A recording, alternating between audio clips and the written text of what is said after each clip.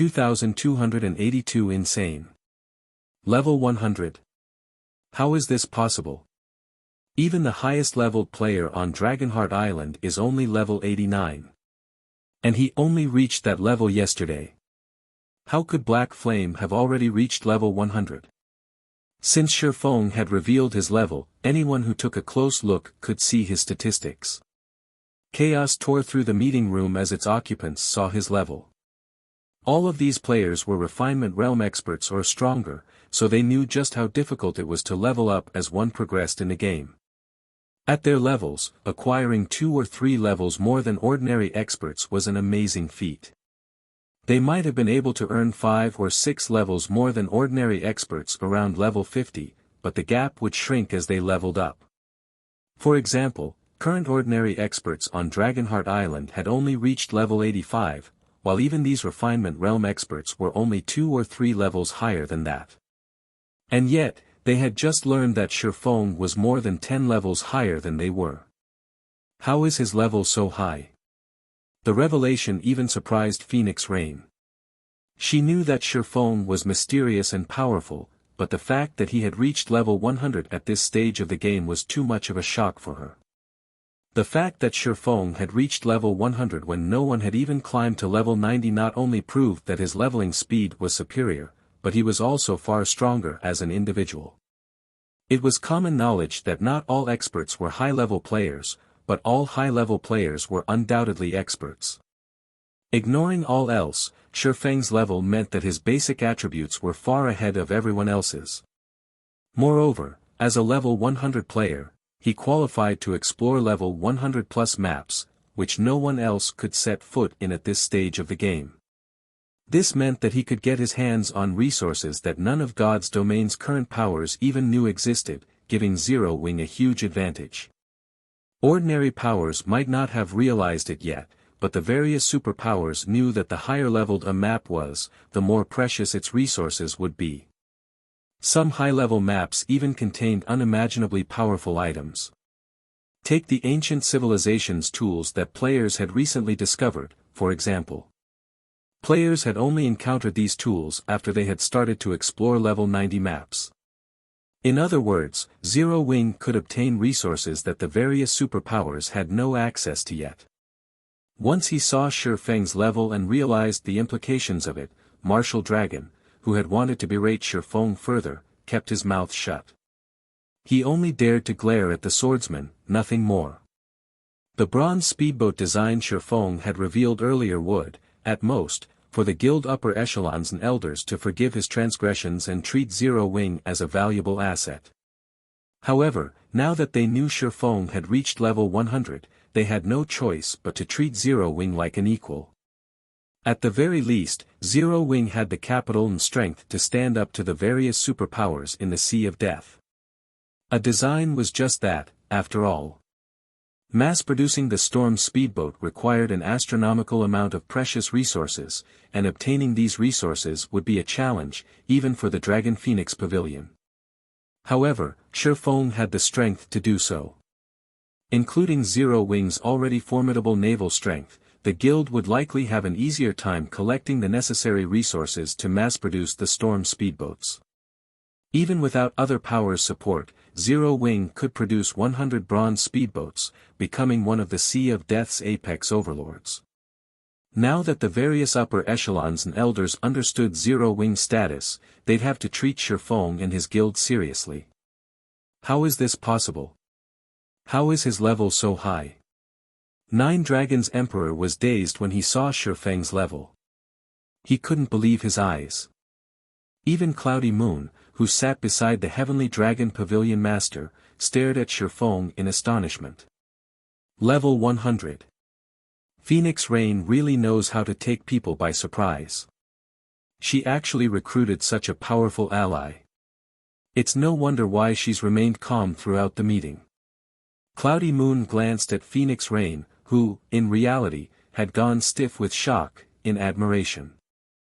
After the commotion continued for a moment, Ku Rong, who had maintained his light smile, hesitated as he said, "Marshal, how about you just?" After giving the matter some thought, Ku Rong thought it was wisest to make Martial Dragon apologize for his earlier slight. Shi Feng was Zero Wing's guild leader, and Martial Dragon had provoked him first.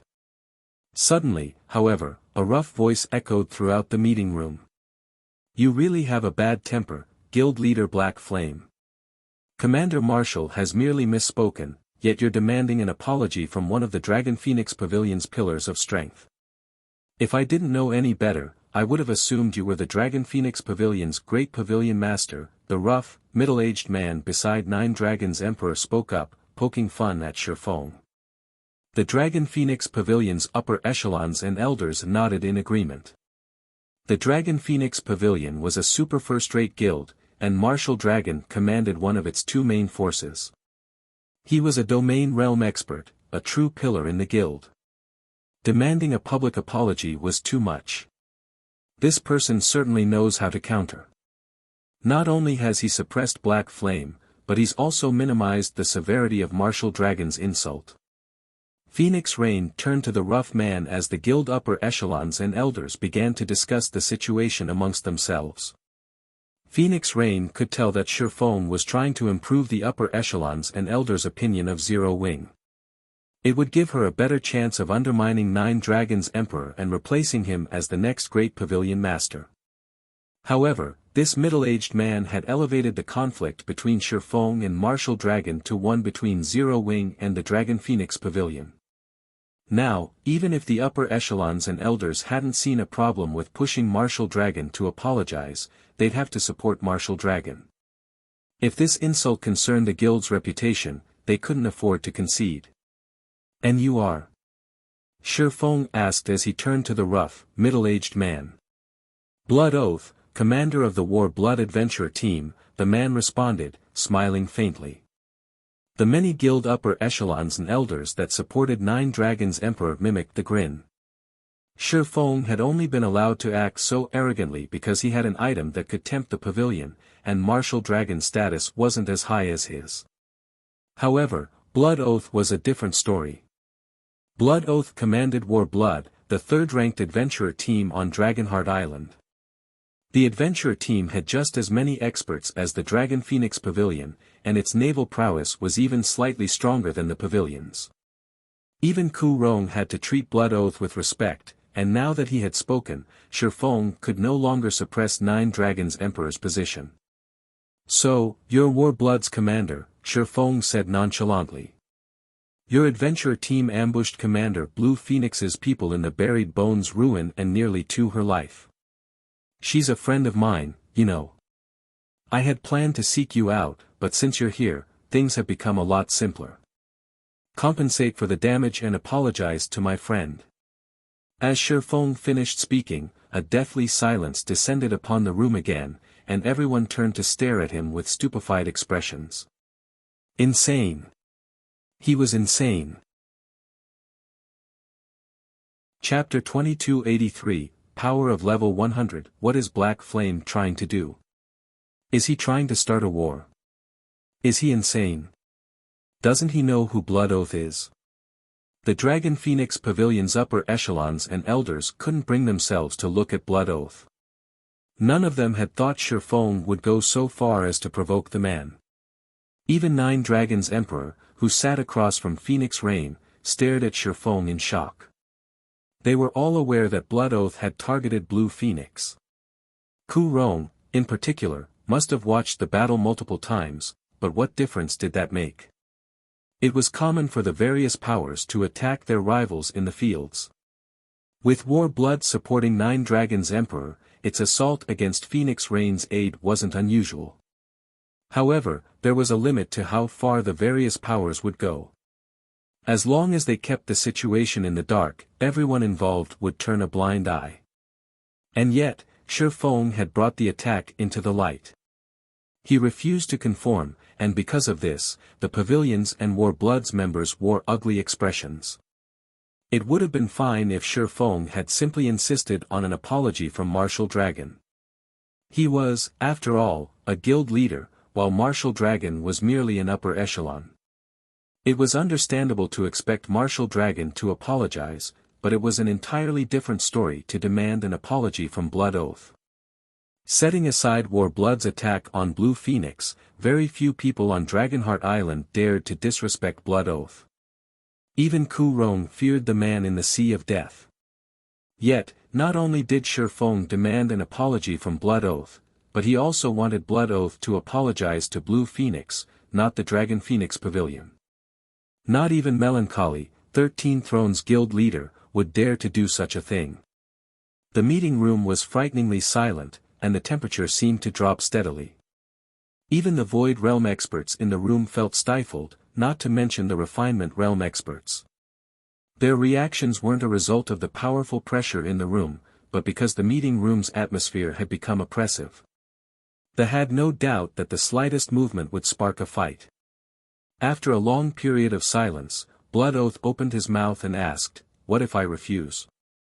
What will you do about it?" Blood Oath's questions were simple and straightforward. Not only did his statement blatantly provoke Shifeng, the smile he wore and his frosty tone made the room feel even colder. Even the guild upper echelons around Phoenix Rain struggled to breathe, their vision fading.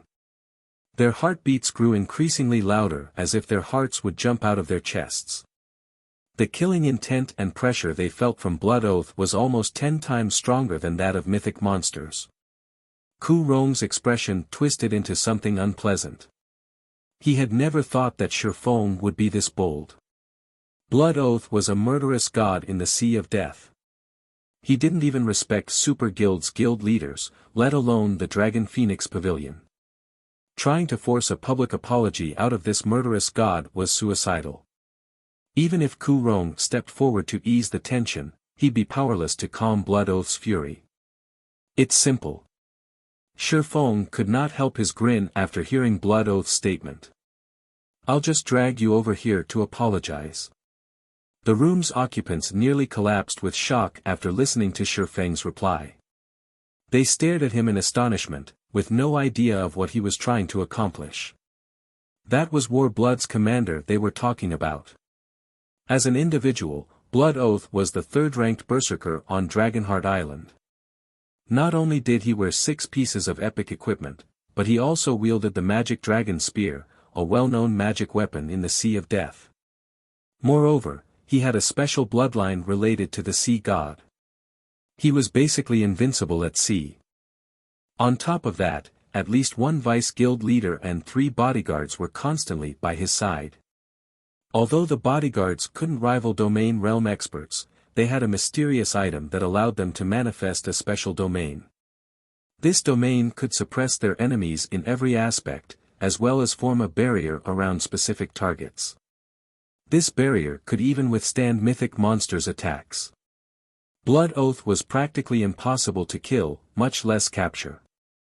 Good. Very good. Blood Oath laughed, his killing intent so intense that it even made Phoenix Rain shudder. "It's been a long time since anybody has dared to joke with me in the Sea of Death. If you don't mind, Great Pavilion Master Ku Rong, I'd like to take Guild Leader Black Flame to Warblood's headquarters and teach him the rules on Dragonheart Island." Ink Feather and Blood Oath's 3 bodyguards moved as soon as the words left their commander's mouth. Dragonheart City's NPC soldiers would kill anyone who attacked another player within the city, but the guild residences, which were private property, were an exception.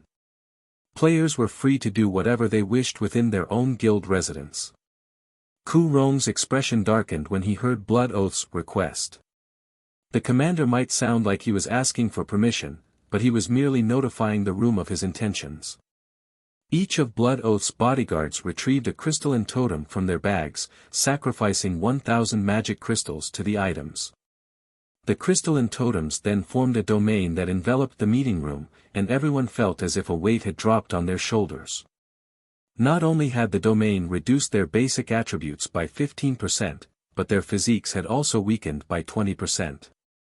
To make matters worse, the gravitational force they experienced had significantly increased, making movement inconvenient. The moment the domain took form, Ink Feather squeezed and shattered a deification crystal, forcibly upgrading herself to Tier 3. She then pulled multiple purple, crystalline arrows from her bag. Many of the players in the room gasped when they saw the arrows. Starburst arrows. These arrows had been created by an ancient civilization that had lived in the Gravity Mountain range. Each arrow contained incredible power and could elevate its user's attack by one tier to a maximum of tier 4. Because of this, the Starburst arrows cost an exorbitant sum on the market. One could even trade 20 Starburst arrows for a piece of ordinary epic equipment. What truly surprised the meeting room's occupants was the act that Ink Feather had 12 of these arrows. Don't think that you're unstoppable just because you're level 100. I will ensure that you suffer the consequences for provoking war blood. Ink Feather said, her lips curling slightly as she glared at Shifeng. She pulled back the string of her ancient bow and activated the tier 3 skill, Heart-Seeking Arrow.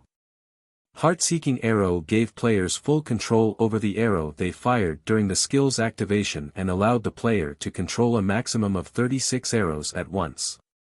Although Ink Feather couldn't yet control all 36 arrows, she'd have no problems controlling 12 with perfect precision. 12 Starburst arrows flew toward Shifeng, each with enough power to knock back a mythic monster. All 12 arrows could even instant-kill a true tier 3 player. Everyone in the room squeezed their eyes shut as the arrows flew.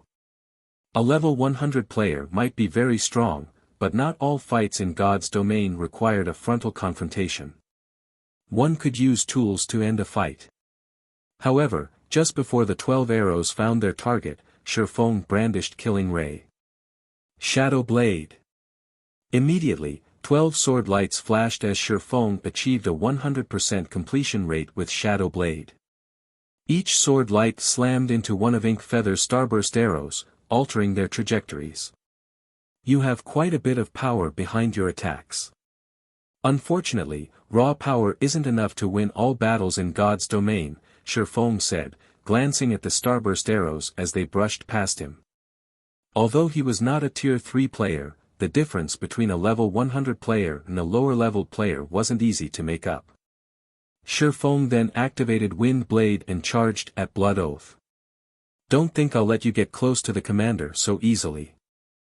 As Shifeng approached, the 3 bodyguards formed a barrier before Blood Oath, separating the two. In response, Shifeng swung Killing Ray again. Lightning Slash. A massive thunderbolt tore through the magic barrier, stupefying the bodyguards. At the same time, Blood Oath reacted, lifting his magic dragon spear to counterattack.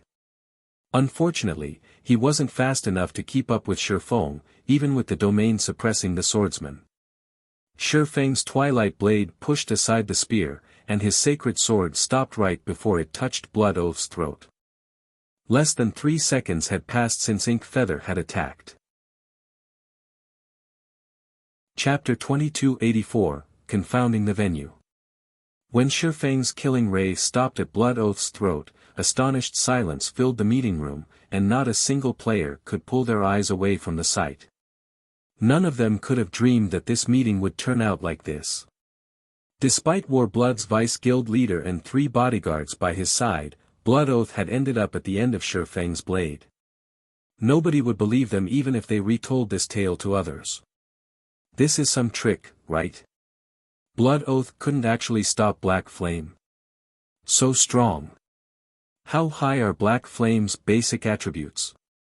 Even with a domain suppressing him, he still pushed away Blood Oath's 2-handed weapon so easily. No. Black Flame's reaction speed is far more frightening than his basic attributes. If it weren't, Blood Oath would have been able to use a defensive skill and wouldn't have had to rely on his weapon. None of these players were ordinary experts. Some of them had even reached the Void Realm. Although Shifeng was very fast and imperceptible to the naked eye, his movement couldn't escape a Void Realm expert's notice. Thus, many of the room's occupants had caught a clear glimpse of what had just happened. Of course, witnessing that exchange was the very reason for their shock. The Domain Realm experts in the room evaluated Shifeng with a far more serious gaze than before. They had watched the recording of Shifeng killing Autumn Plant, and they had assumed the swordsman only had high basic attributes, combat techniques, and reaction speed. They had assumed that these factors were the only reason that Shifeng had been able to instant-kill Autumn Plant. However, This display made it clear that they had been severely mistaken. The fluidity of Shifeng's movements was the true reason that he was so frightening. They had no doubt that even if Shifeng's basic attributes were on par with Blood Oath's, the result of this exchange would have been the same. If not even Blood Oath was a match for Shifeng, they, who were weaker than the War Blood's commander, had no hope against Zero Wing's guild leader. Stop messing around, Black Flame. Blood Oath is the War Blood Adventurer team's commander. Ink Feather coldly warned Shifeng, watching him hold Blood Oath captive. Shifeng's strength was far beyond her expectations. She had never expected an outcome like this. God's Domain was a virtual reality game that mimicked reality to a frightening degree. Although players could view details that weren't available in the real world, there was little difference between the two. Unlike monsters, players didn't have thick hides and powerful life forces, and because of that, players had to don armor to protect their vulnerable bodies. Even an ordinary Tier 2 player could deal an absurd amount of damage if they attacked Blood Oath's unprotected neck, not to mention Shifeng, who had incredible basic attributes and wielded an epic weapon. With Shifeng's blade against his throat, Blood Oath's life was in Shifeng's hands. Although a player would only lose one level if they died in God's Domain, the significance of one level differed from player to player. An ordinary expert would have no problem coming back from the loss. They couldn't catch up to God's Domain's frontline players, to begin with, and they weren't strong enough to contest for resources in new, unexplored maps. However, dying and losing a level was an immense loss to a frontline player like Blood Oath. With Ink Feather's warning, the meeting room fell silent again as everyone stared at Shifeng. Even Phoenix Rain was extraordinarily tense. Shifeng might have control of Blood Oath's life, showing off his strength before every player in the room, but he had also grievously offended the War Blood Adventurer team. For War Blood, allowing its commander to be taken captive in such a public setting was immensely embarrassing. To save its reputation from this blow, the adventurer team couldn't allow Shifeng to get away with this. You really know how to dig your own grave, Black Flame. I won't even need to lift a finger to deal with you now. As Lu Xinglua watched Shifeng, he silently celebrated the swordsman's folly. After all was said and done, War Blood's relationship with Starlink was only one of cooperation. Lu Xinglua didn't have the authority to command the adventurer team, but now that Shifeng had humiliated War Blood, the adventure team would find a variety of ways to kill the man. If War Blood were hellbent on killing someone, even a super guild's guild leader would have a headache trying to stop the adventurer team. Messing around? Why would I be messing around? Shifeng laughed. I told Commander Blood Oath that if he's unwilling to apologize, I'll have to drag him to Commander Blue Phoenix and make him do it. Shifeng extended a hand to grip the back of Blood Oath's neck. Black Flame. Blood Oath understood what Shifeng intended the moment the swordsman moved. He immediately activated his berserk skill, disregarding the blade pressed against his throat. However, Blood Oath did not stop with just one berserk skill. Following which, he activated his legacy berserk skill, the intensity of his aura instantly skyrocketing to the standard of a mythic monster of the same level. Tier 2 Taboo Skill, Storm Rage. With the power to rip apart space itself, Blood Oath thrust his magic dragon spear at Shifeng. However, golden, divine runes began to appear across the swordsman's body, and his aura's intensity skyrocketed. Heavenly Dragon's Power. Shifeng then pulled back Killing Ray, swinging it at the incoming spear. Boom! The collision's shockwave was so powerful that it threw the spectating players back against their chairs.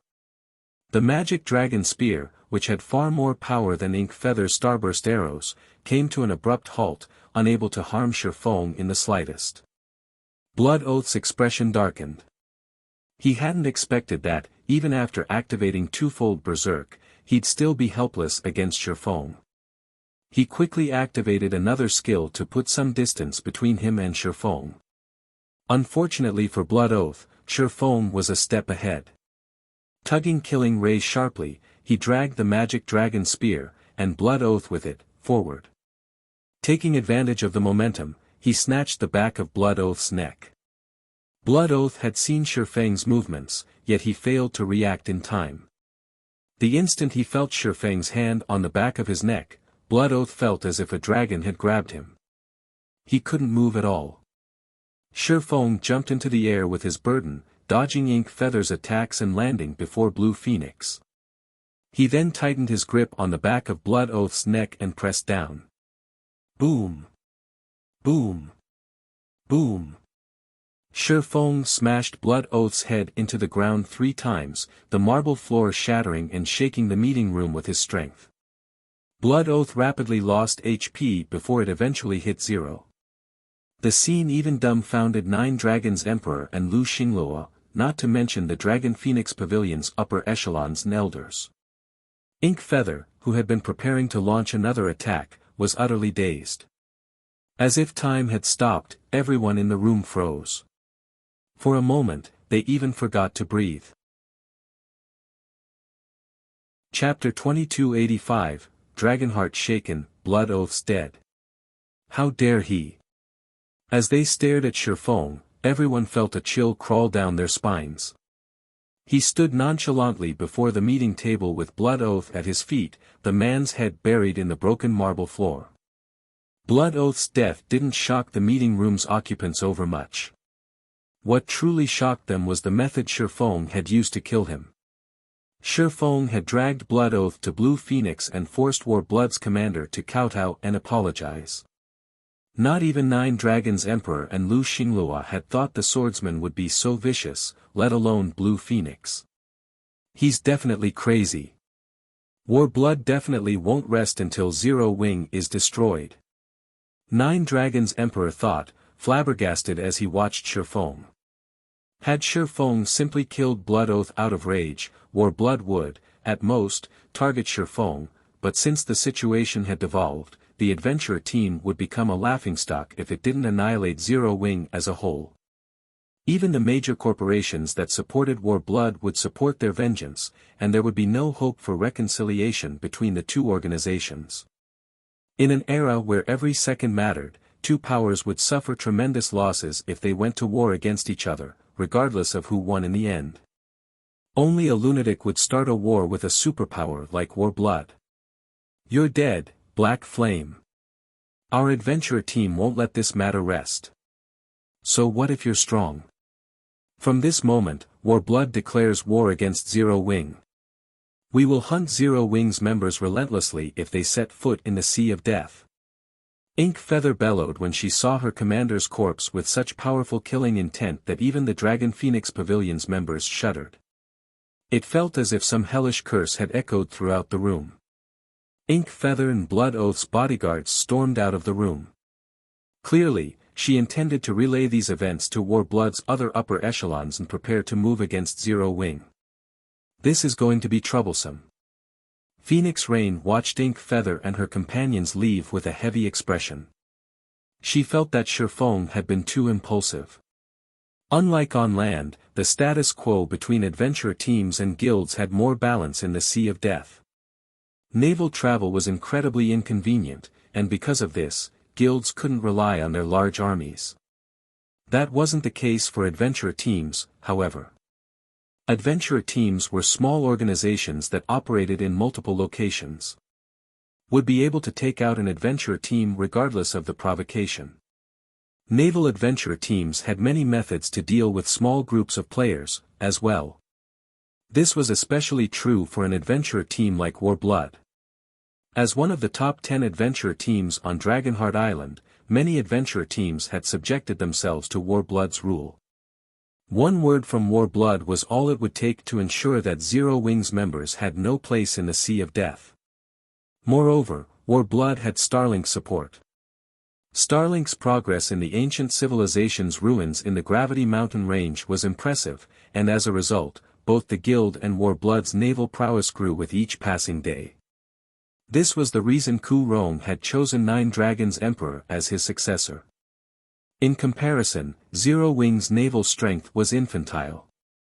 Even with the bronze speedboat design, Zero Wing would need a lot of time and materials to construct a full fleet. Furthermore, adventurer teams supplied 80% of the naval resources on the market, and after today, not a single adventurer team would dare sell their resources to Zero Wing. With one of Zero Wing's main supply lines severed, Warblood and Starlink would occupy a large number of shops and resources in Dragonheart City by the time Zero Wing developed its naval forces. If they purchased Dragonheart City's large shipyard, they'd become unimaginably powerful at sea. How, exactly, was Zero Wing supposed to fight Warblood? Zero Wing wasn't even guaranteed to survive this war, let alone prosper in the Sea of Death. However, Phoenix Rain had to admit that Shifeng's performance had been effective. The Dragon Phoenix Pavilion's upper echelons and elders had a newfound respect and fear of Zero Wing. Shifeng had followed through with his threat of dragging Warblood's commander to Blue Phoenix and forcing him to apologize. Not even a Super Guild's guild leader would dare to pull such a stunt. For a time, everyone in the Dragon Phoenix Pavilion re-evaluated their opinions of Phoenix Rain. Shifeng might be a lunatic, but he was a powerful lunatic. Moreover, he had a bronze speedboat design. Because of this, Ku Rong decided to postpone the matter of his successor. At the very least, he'd wait to announce a decision until the war between Zero Wing and Warblood had reached a conclusion. Fortunately, this meant that Nine Dragons Emperor's plans had gone to waste. It seems Black Flame is quite capable after all, Cloudy Moon, who was about to leave the meeting room, said, smiling gently as she glanced at Shifeng. His good luck will only last a short moment, Nine Dragons Emperor hissed with a sneer. You're new to the Sea of Death, so you might not understand what kind of power Warblood is. Not even Starlink is a match for the adventure team's naval prowess, much less the pavilion. Not only has Warblood secured a stable source of naval legacies, but it has also acquired a source for hidden bloodline legacies. It can nurture experts with horrific combat power at sea. Moreover, I've heard that Warblood has gained a large number of deification crystals and ancient contract scrolls that allow players to tame sea monsters as mounts due to its partnership with Starlink. Even 13 Thrones shows Warblood some respect at sea. Why else would the great pavilion master choose me as his successor so quickly? Black Flame doesn't realize who he just provoked. He thinks everything will be fine just because he's so powerful as an individual. If Warblood goes all out, Dragonheart City will tremble at its might. There's no guarantee that Zero Wing will even be able to enter Dragonheart City, much less gain any standing. Nine Dragons Emperor's explanation surprised Cloudy Moon.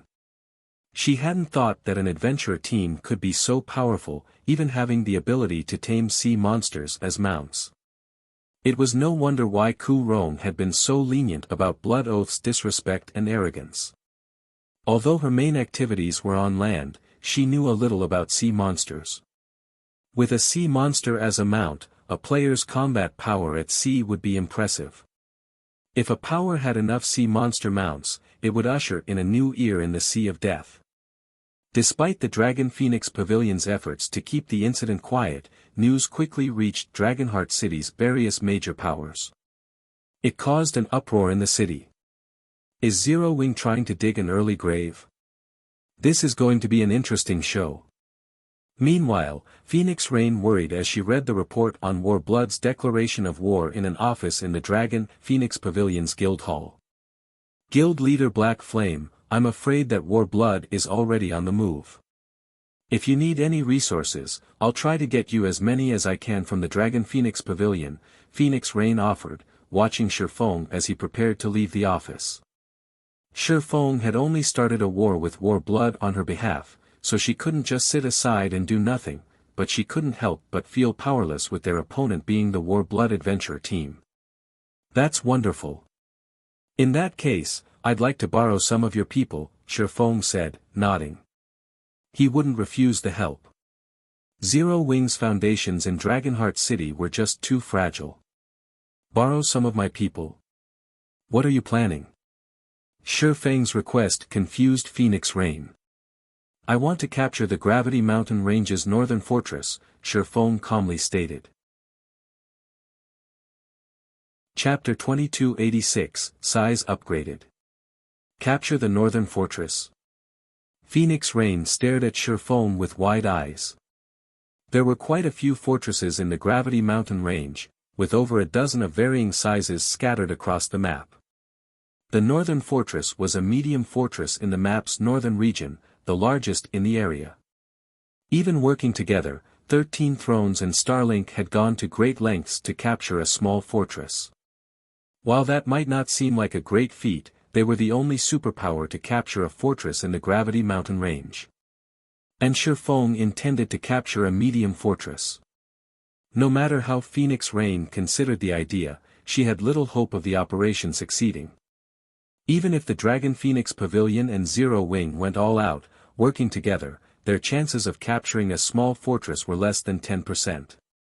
That's right. Zero Wing isn't quite strong enough to succeed, so I'd like to borrow 30,000 elites and experts for the operation, Shifeng said, nodding. Of course, I won't borrow them for free. If we succeed, I'll give you 20% of the fortress's shares. The majority of Zero Wing's forces were stationed in the Bottomless Abyss and Or Empire. There were barely any members in Dragonheart City. Although the guild could gather its members here, it would take a long time to do so, and he couldn't afford to wait. The main reason that the Gravity Mountain Range's fortresses were so difficult to capture was the level 100+ mythic monsters that guarded each of them. The fortresses were also full of level 100+ Great Lords and Grand Lords. Median fortresses, in particular, were guarded by significantly more monsters, and these monsters operated like a well-trained army. Zero Wing hadn't previously had the strength to capture a medium fortress, but that had changed. While Shifeng had been in the Tower of Four Gods, both Anna and Kite had reached level 100 and completed their Tier 3 promotion quests. Including the level 100+ demons Shifeng could summon with the Bible of Darkness. Zero Wing qualified to challenge a medium fortress. It would be less risky to challenge a small fortress, but the Northern Fortress was near the Gravity Mountain Range's vein area. Not only could the rare ores in the area be used when crafting ships, but they would also be useful for producing level 100+ weapons and equipment. After level 100, the system reduced equipment drop rates even further. One would already be quite lucky to obtain a piece of mysterious iron equipment from a Great Lord, and Lord-ranked monsters had practically no chance of dropping level 100+ bronze equipment. Hence, demand for player-made weapons and equipment would skyrocket after level 100. Since no one was paying attention to the Northern Fortress, he had to secure it as quickly as possible. If he waited until this fortress attracted attention, not only would he have to deal with the monsters that guarded the Northern Fortress, but he'd also have to deal with player interference, which would significantly reduce his chances of capturing it. Is 30,000 enough? Phoenix Rain gave Shifeng a skeptical look. Although gathering 30,000 elites and experts on Dragonheart Island would be difficult, it wasn't impossible for her. However, 13 Thrones and Starlink had sent a massive, 150,000 player army to capture a small fortress, and over 70% of their forces had been slaughtered by the end of the battle. And yet, Shifeng only asked for a fraction of that. There'll be enough, but we'll need to move quickly, Shifeng said. The most important factor when attempting to capture a fortress in the Gravity Mountain Range was whether or not one could hold their ground against the monsters. If an army could stand strong, even 10,000 players would be enough to capture a fortress, not to mention 30,000. However, they would need a lot more time to succeed. That won't be a problem. I'll contact them immediately. I should be able to get 30,000 players here within a day, Phoenix Rain said. She knew that Shifeng was no fool. If he thought it was possible to capture a medium fortress, she had to take the risk. Starlink and 13 Thrones had gained massive advantages in Dragonheart City due to the small fortress they had captured. If she could get her hands on a medium fortress's shares, Nine Dragons Emperor would have an extremely difficult time shaking her position in the Dragon Phoenix Pavilion in the future. Phoenix Rain and Blue Phoenix got to work contacting the necessary players. They called in the pavilions various elite and expert players scattered in the Sea of Death and various countries on the main continent. Meanwhile, Shi Feng headed toward the Wanderer's shop after leaving the Dragon Phoenix Pavilion's residence. Since he had been stuck in the Tower of Four Gods, he hadn't been able to manage the Wanderer's shop, allowing it to operate itself. After so many days, the shop should have accumulated a fortune. According to Shi Feng's estimates, his share should amount to at least 10,000 ancient gold. More customers had been visiting the shop, and as a result, its sales continued to improve, especially those of the black market's entry slots. With 10,000 ancient gold, Shi Feng could purchase a plot of land and construct an ordinary guild residence in Dragonheart City's outermost area. This would allow Zero Wings members to rest and recover in the residence for free, rather than waste their money on hotels. But as soon as Shi Feng stepped out of the Dragon Phoenix Pavilion's residence, an uproar rose through the crowd outside. "He's out. And here I thought he would hide in the Dragon Phoenix Pavilion for the rest of his life. I didn't expect him to show himself so soon. Keep an eye on him, everyone. The higher-ups have announced that we'll earn 3 pieces of epic equipment if we can kill Black Flame. Notify the boss. Black Flame has left the residence." By now, everyone had heard of Blood Oath's death, and Warblood's declaration of war had caused a sensation in Dragonheart City.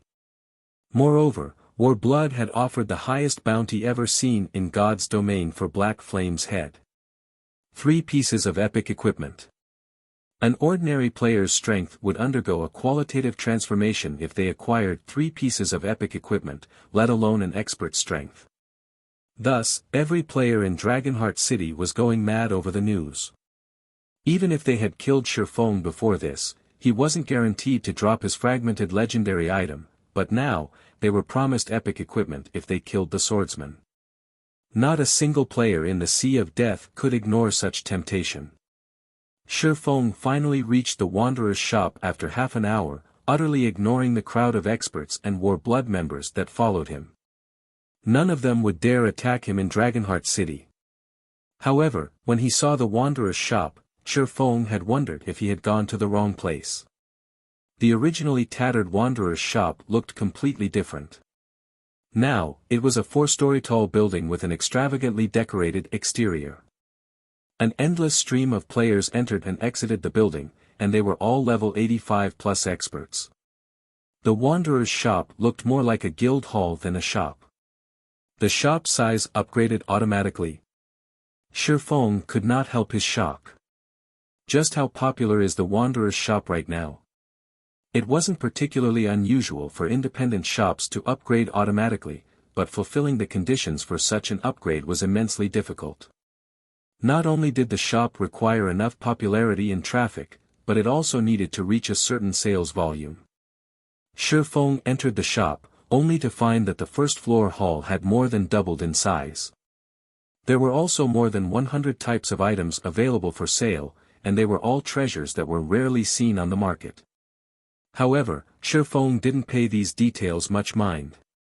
He immediately opened the shop's interface to learn how much ancient gold he had earned. Is this real? Shi Feng couldn't believe his eyes when he saw the numbers. 27,615 ancient gold. Chapter 2287, Special Area. Shi Feng had earned a lot more ancient gold than he had expected from the Wanderer's shop. He still couldn't shake off the shock after staring at the numbers for a long time. It's no wonder why the powers that secured a Wanderer's shop in the past developed so rapidly. This shop is a goldmine. Realization dawned on Shi Feng after seeing his share of the profits. Many first- and second-rate guilds had mingled in independent cities in Shi Feng's previous life, and despite not occupying high-resource maps, they had established themselves among the many superpowers, with some eventually becoming superpowers themselves. Meanwhile, a large part of the reason for these guild success was likely the Wanderer's shops they had owned. Shi Feng had only spent a little over 20 days in the Tower of Four Gods, yet he had earned over 27,000 ancient gold through the Wanderer's shop.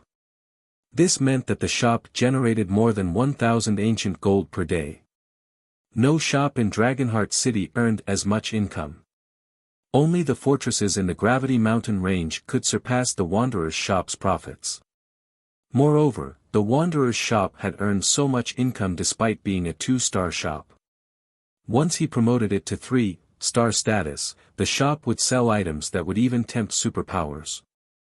Most importantly, the Wanderer's shop would undergo a qualitative transformation upon reaching 3-star status, periodically hosting a miniature black marketplace. The items available in this marketplace couldn't compare to those in the actual black market, but there were looser entry restrictions. Players could participate as long as they had the Wanderer's shop's customer membership. The Wanderer's shop's income would significantly increase. After withdrawing the 27,615 ancient gold, Shifeng made his way to the city hall. He had originally planned to construct a guild residence for Zero Wings members on Dragonheart Island, but since he had more ancient gold than he had expected, his plans had changed. Dragonheart City was split between its inner and outer areas, but there was also a special location within the city. It was the area closest to the World Tower. Not only did this special area provide more convenient access to the World Tower, but the mana density there was also incredible. Moreover, this secret area had a hidden secret: the World Power Tolerance value. As players roamed the World Tower's first underground floor, they might not notice a difference, sensing an ever-present malicious energy in the underground world. This malicious energy was world power, and it discriminated against and rejected all outsiders. Not only would this world power weaken players' physiques, but it would also interfere with their 5 senses, severely affecting their combat power. Of course, one could counter these negative effects by consuming the food and drink available in Dragonheart City, but doing so carried a high price. Even ordinary experts would blow through their savings if they relied on this method. However, after a long investigation, some players had discovered that one could reduce the world power's suppression by resting in an area near the World Tower. It wouldn't make them immune to the world power's effects, but it could reduce them by half. With this reduction, players could continue to explore the World Tower without relying on Dragonheart City's expensive consumables. Because of this, the shops around the World Tower had been incredibly popular in the past. The various superpowers had spared no expense to purchase these shops, modifying them into hotels. If players had been allowed to construct guild residences in the area, such buildings would have surrounded the World Tower in the past. Even so, the area around the World Tower had become something of a famous tourist spot during Shifeng's previous life due to its many hotels. Unfortunately, first-rate guilds hadn't had a chance to build a hotel of their own. In fact, many superpowers had gone without, as well. There were only 34 plots of land around the World Tower, and these plots' sizes were fixed. Guilds didn't have the option of expanding their hotels, regardless of their desire to do just that. Since none of Dragonheart City's various powers had figured this out yet, Shifeng couldn't miss this opportunity. When he had first visited Dragonheart City in search of a shop, he had only had 10,000 ancient gold on hand. It hadn't even been enough to purchase the shops in the city's outer area, much less those near the World Tower. Now that he had over 27,000 ancient gold, however, he should be able to afford a shop around the World Tower. After waiting for some time in one of the city hall's second-floor reception rooms, Shifeng watched an elven beauty with a crescent moon insignia enter the room. Unlike the city hall's ordinary administrators, this female elf was the city hall's senior administrator and responsible for selling the shops around the World Tower. She was a level 180, tier 4 great wizard. Ordinary players wouldn't even have the chance to meet and speak with this senior administrator, much less purchase the shops near the World Tower. Fortunately, Shifeng was a bronze legatee, so his rank was high enough to earn her attention. Lord Bronze Legatee, here is the information on the 34 shops around the World Tower. May I know which one you wish to purchase? Senior Administrator Irene Lauren asked. Shifeng fell speechless as he read down the list he had been given. Although he had known that these shops and lands would be very expensive, he hadn't expected them to cost this much. Even a barren plot of land cost 24,000 ancient gold, and it was a considerably small plot. A medium-sized plot of land cost 45,000 ancient gold, and of the lands that already had shops, the cheapest was a small-size, one-star restaurant, costing a total of 40,000 ancient gold. To purchase a medium-size, two-star hotel, Shifeng would have to pay a whopping 128,000 ancient gold. Suddenly, Shifeng felt like a pauper in Dragonheart City, even with the Wanderer's shop. "I want this small-sized land," Shifeng said, gritting his teeth as he chose the small-sized plot closest to the World Tower. These shops and lands were no less rare than the Wanderer's shop. Not only could one earn a fortune through one of these plots of land, but it would also help accelerate a guild's growth. "Very well. That will be 26,500 ancient gold coins," Irene Lauren said, nodding. Shifeng struggled with the decision as he handed the money over, leaving him with little over 1,000 ancient gold. Irene Lauren, however, didn't care about Shifeng's struggles, and as soon as she received the payment, she handed Shifeng an ancient contract.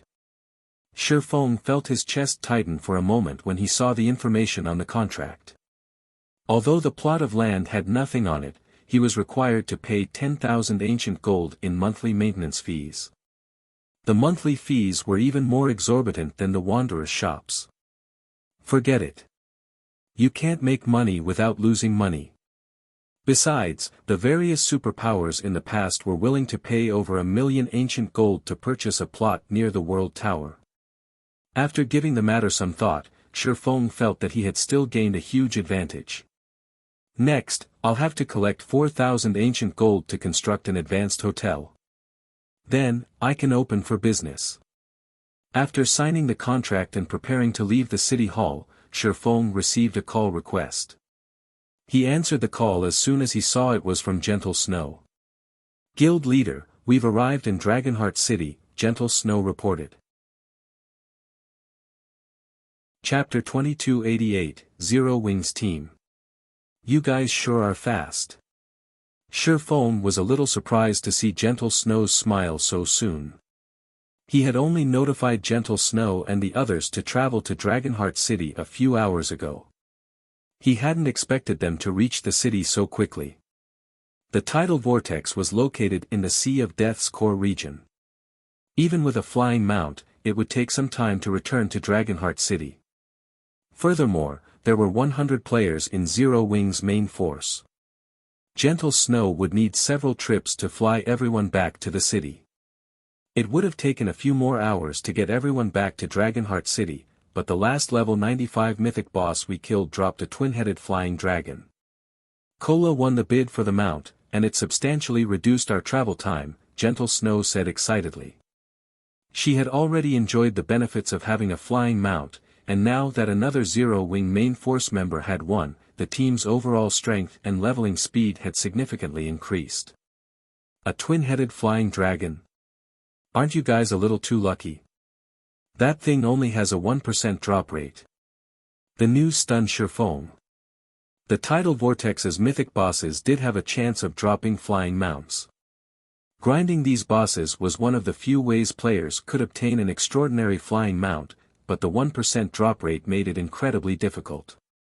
Shifeng had never thought that Gentle Snow and her team would acquire one on their first trip. "We have to thank Blackie's luck to thank for it," Gentle Snow said, smiling. "Guild leader, I've heard that the War Blood Adventurer team has declared war on Zero Wing. Should we prepare for an offensive?" Dealing with the War Blood Adventurer team would have likely given her a huge headache before they had explored the tidal vortex, but now, Cola had the twin-headed flying dragon, bringing Zero Wing's total to 3 flying mounts. Flying mounts already had a massive advantage at sea, and if 3 flying mounts worked together, their team could take on any fleet. 3 flying mounts could carry up to 60 players, and with such a force, annihilating players on 3 bronze speedboats wouldn't be a problem.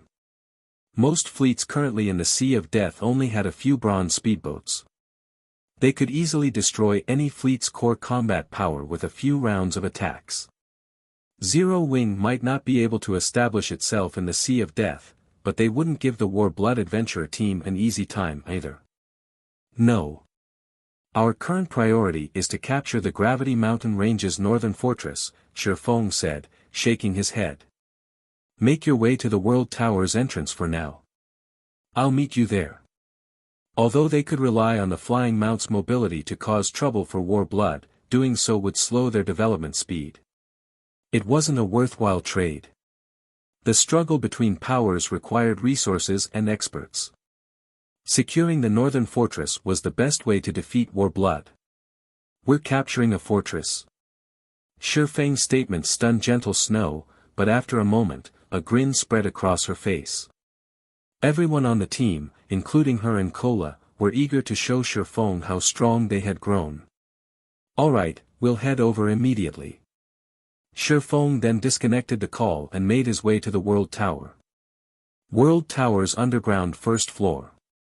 Due to Phoenix Rain's summons, a large number of Dragon Phoenix Pavilion experts had gathered near the first underground floor's entrance. Visiting players were shocked to see so many experts. Why are so many of the Dragon Phoenix Pavilion's experts here? Amazing!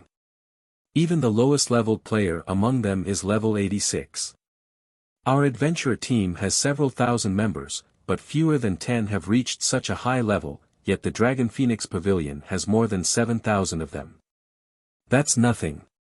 Look at their equipment. They're all wearing level 85 equipment. Moreover, even the lowest quality piece is secret silver rank. Some of them even have level 85 dark gold equipment. I thought I've been doing quite well in my guild, but I only have a few pieces of level 85 secret silver equipment, while the rest is level 80 equipment. I wonder why the Dragon Phoenix Pavilion has gathered so many experts. Are they planning to complete a quest, maybe?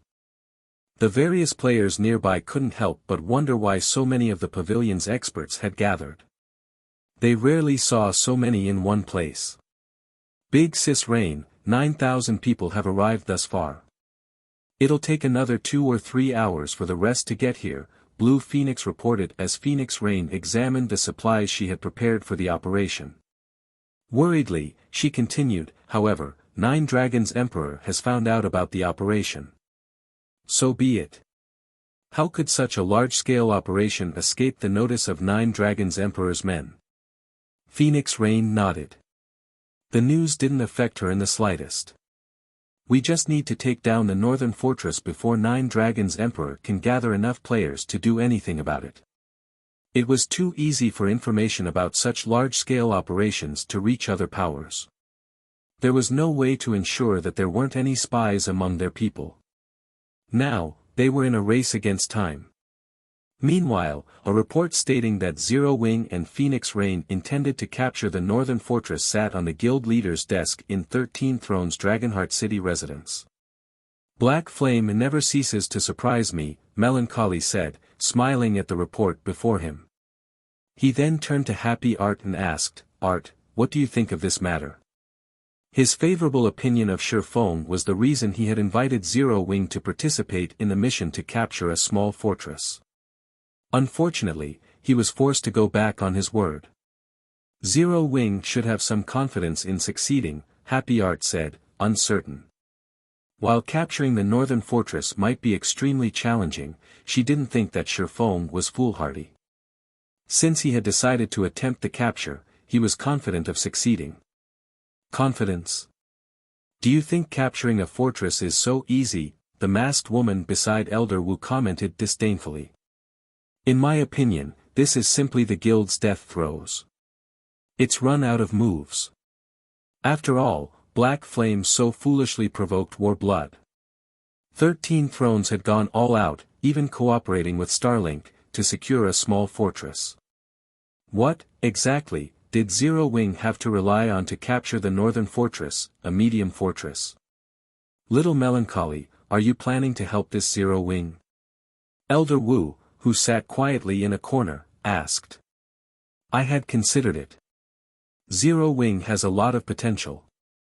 It could become a formidable ally in the future, Melancholy answered truthfully. He had no reason to hide his thoughts. More major corporations continued to invest in God's domain, and as a result, the competition between the game's powers grew more intense. Even a super guild like 13 Thrones would have to consider alliances if it wished to continue its smooth development in God's domain. Meanwhile, Zero Wing's development speed had been quite impressive. It was an optimal candidate as an ally. Moreover, if 13 Thrones lent aid during Zero Wing's time of need, the guild would have a more friendly view of 13 Thrones. I understand what you're thinking. That kid certainly knows how to get things done, but you need to understand that War Blood isn't the only power Zero Wing has provoked.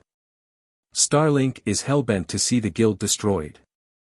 If you help Zero Wing, our relationship with Starlink will become complicated, Elder Wu said calmly. Moreover, we already have plans to capture another fortress with Starlink, and the guild has something crucial for the siege. As 13 Thrones guild leader, you need to consider the guild's benefit carefully. With Elder Wu's warning, Melancholy had no choice but to dismiss the thought. Elder Wu was one of the 13 Thrones founders, and the old man had immense influence in the guild. He wasn't wrong either, and Melancholy didn't have a good enough reason to move against the old man's advice. While the various superpowers in Dragonheart City discussed the news, Shifeng and the rest of Zero Wing's main force arrived in the main hall of the World Tower's first underground floor. The instant Shifeng appeared, a commotion erupted throughout the hall. Is Black Flame stupid? He actually dares to visit the Gravity Mountain range. Doesn't he know how many experts want his head? He's probably betting on the fact that no one will mess with him with so many of the Dragon Phoenix Pavilion's members here. I guess you're right, but the moment he wanders off from the Pavilion's group, he's dead. The players in the main hall watched Shifeng with admiration and ridicule. They all wondered what the swordsman would do next. Once he left the main hall, he wouldn't have a safe zone to protect him. Many people would likely try to take his life to claim War Blood's bounty, and not even the Dragon Phoenix Pavilion could guarantee his safety. Guild leader Black Flame, over 23,000 of the 30,000 players you've requested have arrived. The rest should be here in another hour or so. How are the preparations on your side coming along? Phoenix Rain asked as Shifeng entered the main hall. Based on the information I've received, several thousand players are camped outside the main hall, all aiming for your life. Although they won't dare attack with so many of the Dragon Phoenix Pavilion's members around you, more people will gather as time passes. Once there are enough players, I can't be sure that they won't make a move. Completing this mission as quickly as possible was crucial. The various major powers experts were targeting Shifeng, and if the battle dragged on for too long, there was a high likelihood that other powers would try to interfere, and the operation would fail. All of my players have arrived already, Shifeng said, smiling as he gestured to Gentle Snow and the others behind him. A 100-man team. Phoenix Rain was stunned when she saw the cloaked figures of Gentle Snow and the rest of Zero Wing's main force. Although she had known that Zero Wing couldn't dispatch a lot of players for this operation, she hadn't expected Shifeng to only bring a 100-man team to capture the northern fortress. This had to be a joke. While Phoenix Rain was silent, Aqua Rose spoke up. These people dare to target you, guild leader. If we don't teach them a lesson, they'll likely think that Zero Wing is just a pushover, Aqua Rose coldly stated as she glanced at the players outside the main hall. That's right. We might as well take care of these fools since we're still waiting on some of the others, it'll save us some trouble, Cola insisted. Alright, let's take care of them first, then, Shifeng agreed, nodding after giving the matter some thought. He did not want to deal with unceasing stalkers, either. They'd constantly pose a problem. You guys shouldn't mess around. Those aren't ordinary players. There are quite a few Refinement Realm experts among the group, including some experts from Dragonheart Island's top adventurer teams, Phoenix Rain interjected. Phoenix thought that Aqua Rose and her companions were insane. Naturally, Shifeng was even more mad to agree to the suggestion. Although Phoenix Rain was aware that Aqua Rose and the others were incredibly powerful, even her forces would have a hard time taking down these experts. Even if her forces won the battle, they'd suffer grievously for it. Furthermore, there were only 100 of these experts. As Phoenix Rain was about to continue, Aqua Rose and the other removed their black cloaks, revealing that every one of them had reached level 95 and 96. Chapter 2289, Zero Wings Blade. The instant Aqua Rose and the others removed their black cloaks, the players in the hall, who had been busy talking about Shifeng, gasped in shock. They stared at Zero Wings players as if they were horrifying monsters. Level 95? How is that possible? How are they so high-leveled? Haven't the superpowers peak experts just reached level 87? Are they monsters in disguise? Everyone was confused over Aqua Rose and her companions' levels. The fact that Shifeng had already reached level 100 was shocking enough. They all knew how difficult it was to level up from such a high level. The fact that Shifeng had reached level 100 wasn't entirely unbelievable. God's domain had many special opportunities to offer, and it wasn't strange for these opportunities to grant players tremendous amounts of EXP. Now, however, Zero Wing revealed that it had 100 players at level 95 and 96. How were they so powerful? After a brief moment of shock, a terrifying pressure washed over them. Even Phoenix Rain, who stood near Aqua Rose, shuddered, not to mention the ordinary experts in the room. After this display, Phoenix Rain gave up trying to dissuade Aqua Rose and her companions from attacking the group of hostile players. She could only smile bitterly about the situation. Just how many secrets does Zero Wing possess? This thought echoed in Phoenix Rain's mind for a long time. She couldn't understand how Shifeng had helped Aqua Rose and the rest of his main force level up so quickly. Of course, she also understood why Shifeng had so fearlessly provoked the War Blood Adventurer team in the Dragon Phoenix Pavilion's residence. Although Shifeng had previously revealed his level, there was a limit to how much an individual could accomplish, especially when exploring new maps. Shifeng could only secure so many resources by himself, and he could clear team dungeons alone, which were one of the largest resource sources for a guild. However, he wouldn't have that problem with a 100-man team that was almost as high-leveled as he was.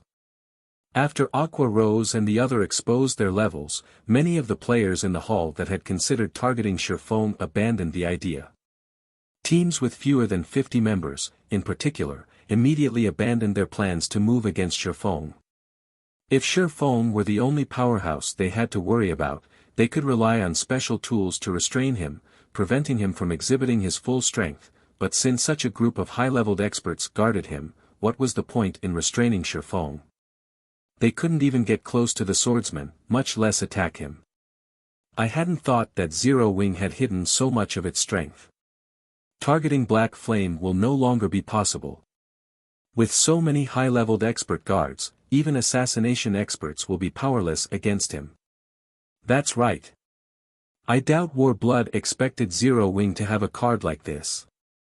The adventurer team's plan to send everyone in the city after him is likely moot. That might not necessarily be the case. Small teams like ours might not have a chance, but those large adventurer teams could succeed. Zero Wing's members might be very high-leveled, but a team can bridge that gap by outnumbering them. With enough experts, the various adventurer teams might be able to suppress Zero Wing's members long enough to kill Black Flame. I guess you're right. Ordinary experts won't have high enough basic attributes to make a difference, but peak experts could do it if they rely on external items. Besides, even if they have high levels, it means nothing if their weapons and equipment can't keep up. I heard that the Heavenly Beast Adventurer team has dispatched all of its experts to kill Black Flame and steal his fragmented legendary item. Heavenly Beast is quite famous among the Dark Forces. I don't think it's a match for Dragonheart Island's top 10 adventurer teams in an open battle, but its ability to kill individual players is likely even stronger than those adventurer teams. Heavenly Beast is powerful, but Black Flame is no fool.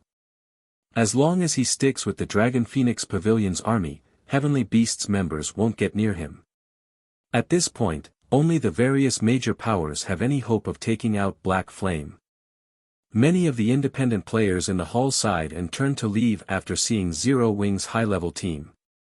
With such powerful players around him, a small team didn't have a chance of taking Shifeng down. The various major powers experts, on the other hand, chose to stay and continue stalking after him.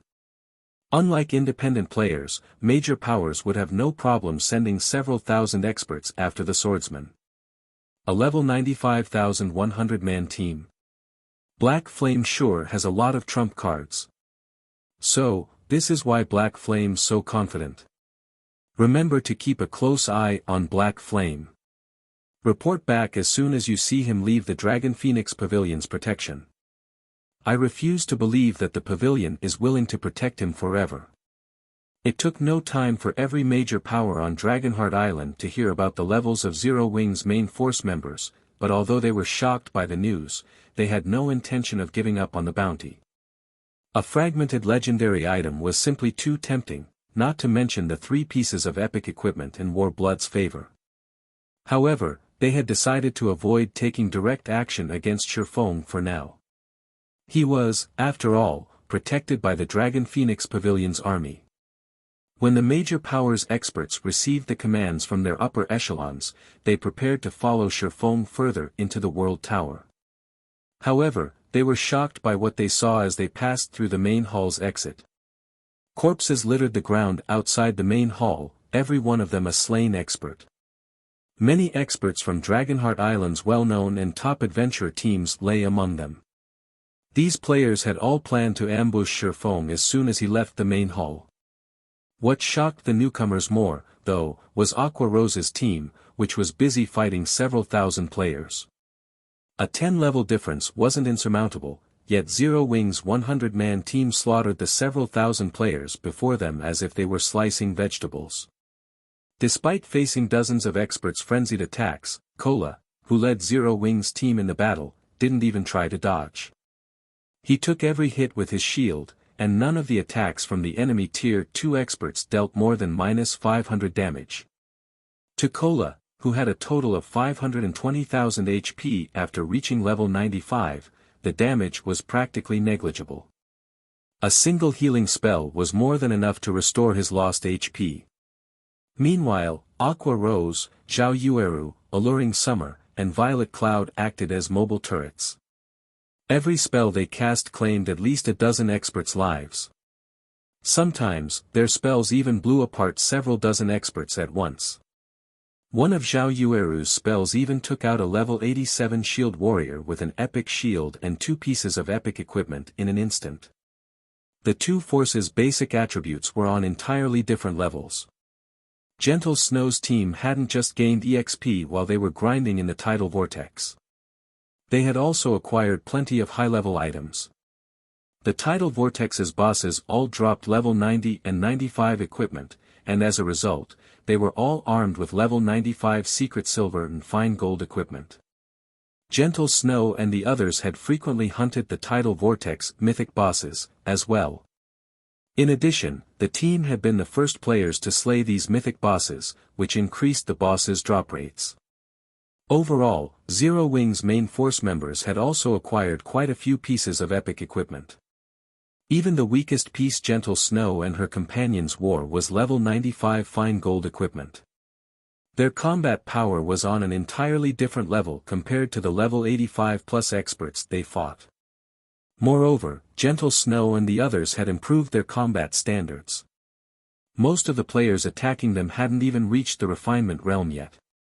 To Zero Wing's main force, these players were easier to defeat than the level 95 sea monsters in the tidal vortex.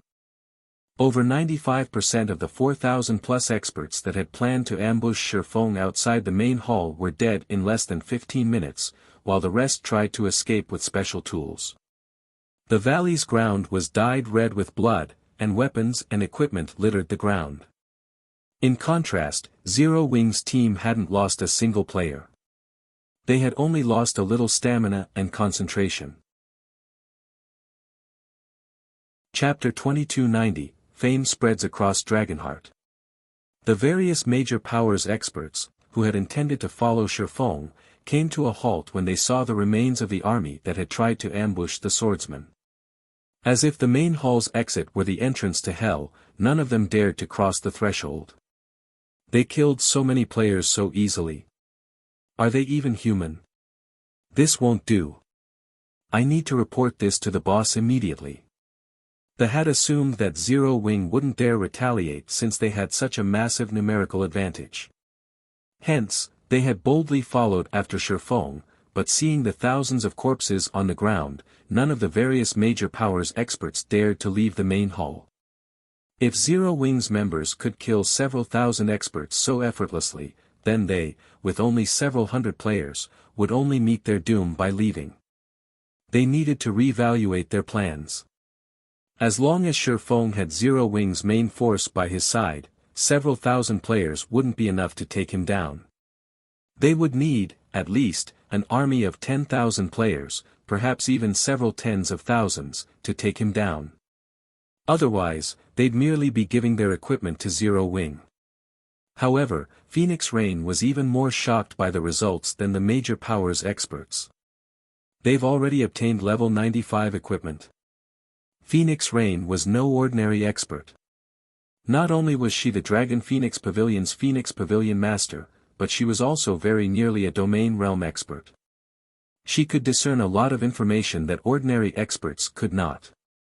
Although Aqua Rose and the others had considerably high combat standards, their incredibly high basic attributes were a larger part of the reason for their overwhelming victory. The experts that had tried to ambush Shifeng weren't weaklings. Many of them were even experts from Dragonheart Island's various well-known and top adventurer teams. Their equipment standards were quite high, with even the weakest piece they wore at level 85 fine gold rank. If Aqua Rose and the others had worn level 90 dark gold equipment, they wouldn't have achieved such a one-sided victory. The only explanation was that Aqua Rose and her team wore level 95 fine gold equipment or better. Upgrading one's weapons and equipment was far harder than leveling up. A team could only raid team dungeons, obtaining weapons and equipment that corresponded to their levels, after reaching a high enough level, and although it was possible to grind for higher level weapons and equipment, the cost was so immense that it wasn't worth the effort.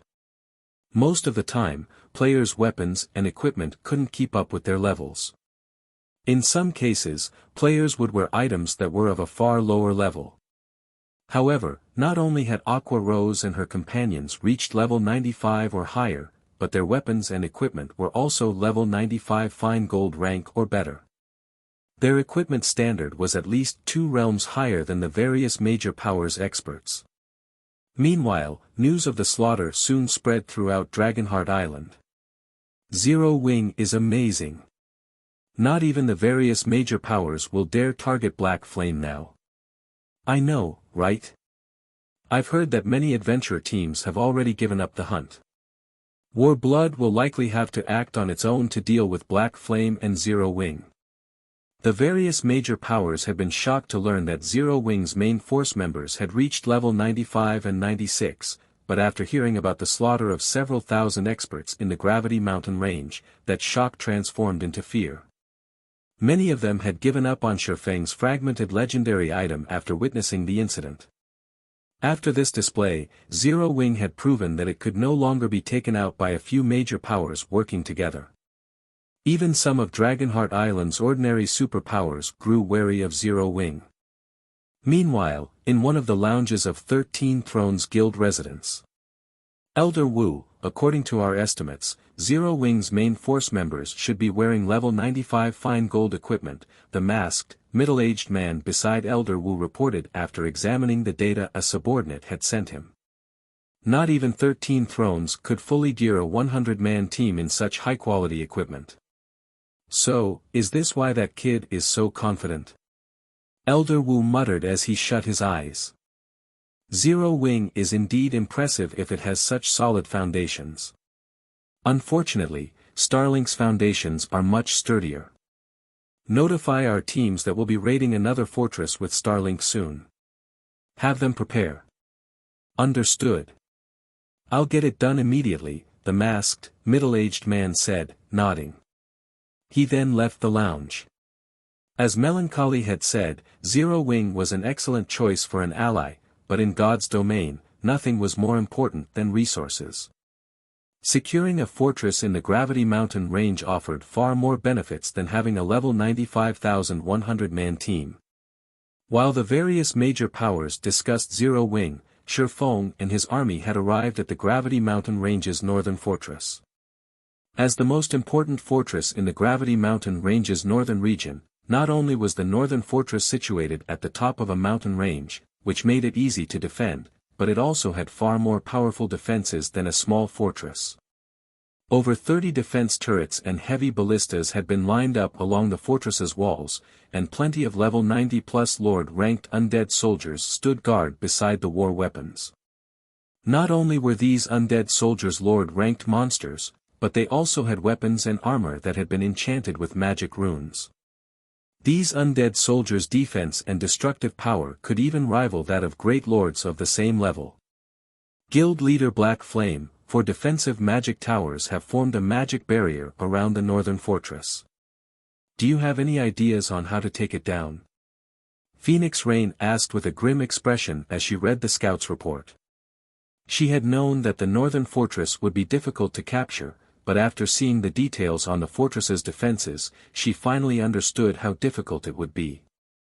Ignoring the number of undead monsters inside the fortress, her forces were incapable of overcoming the magic barrier around it.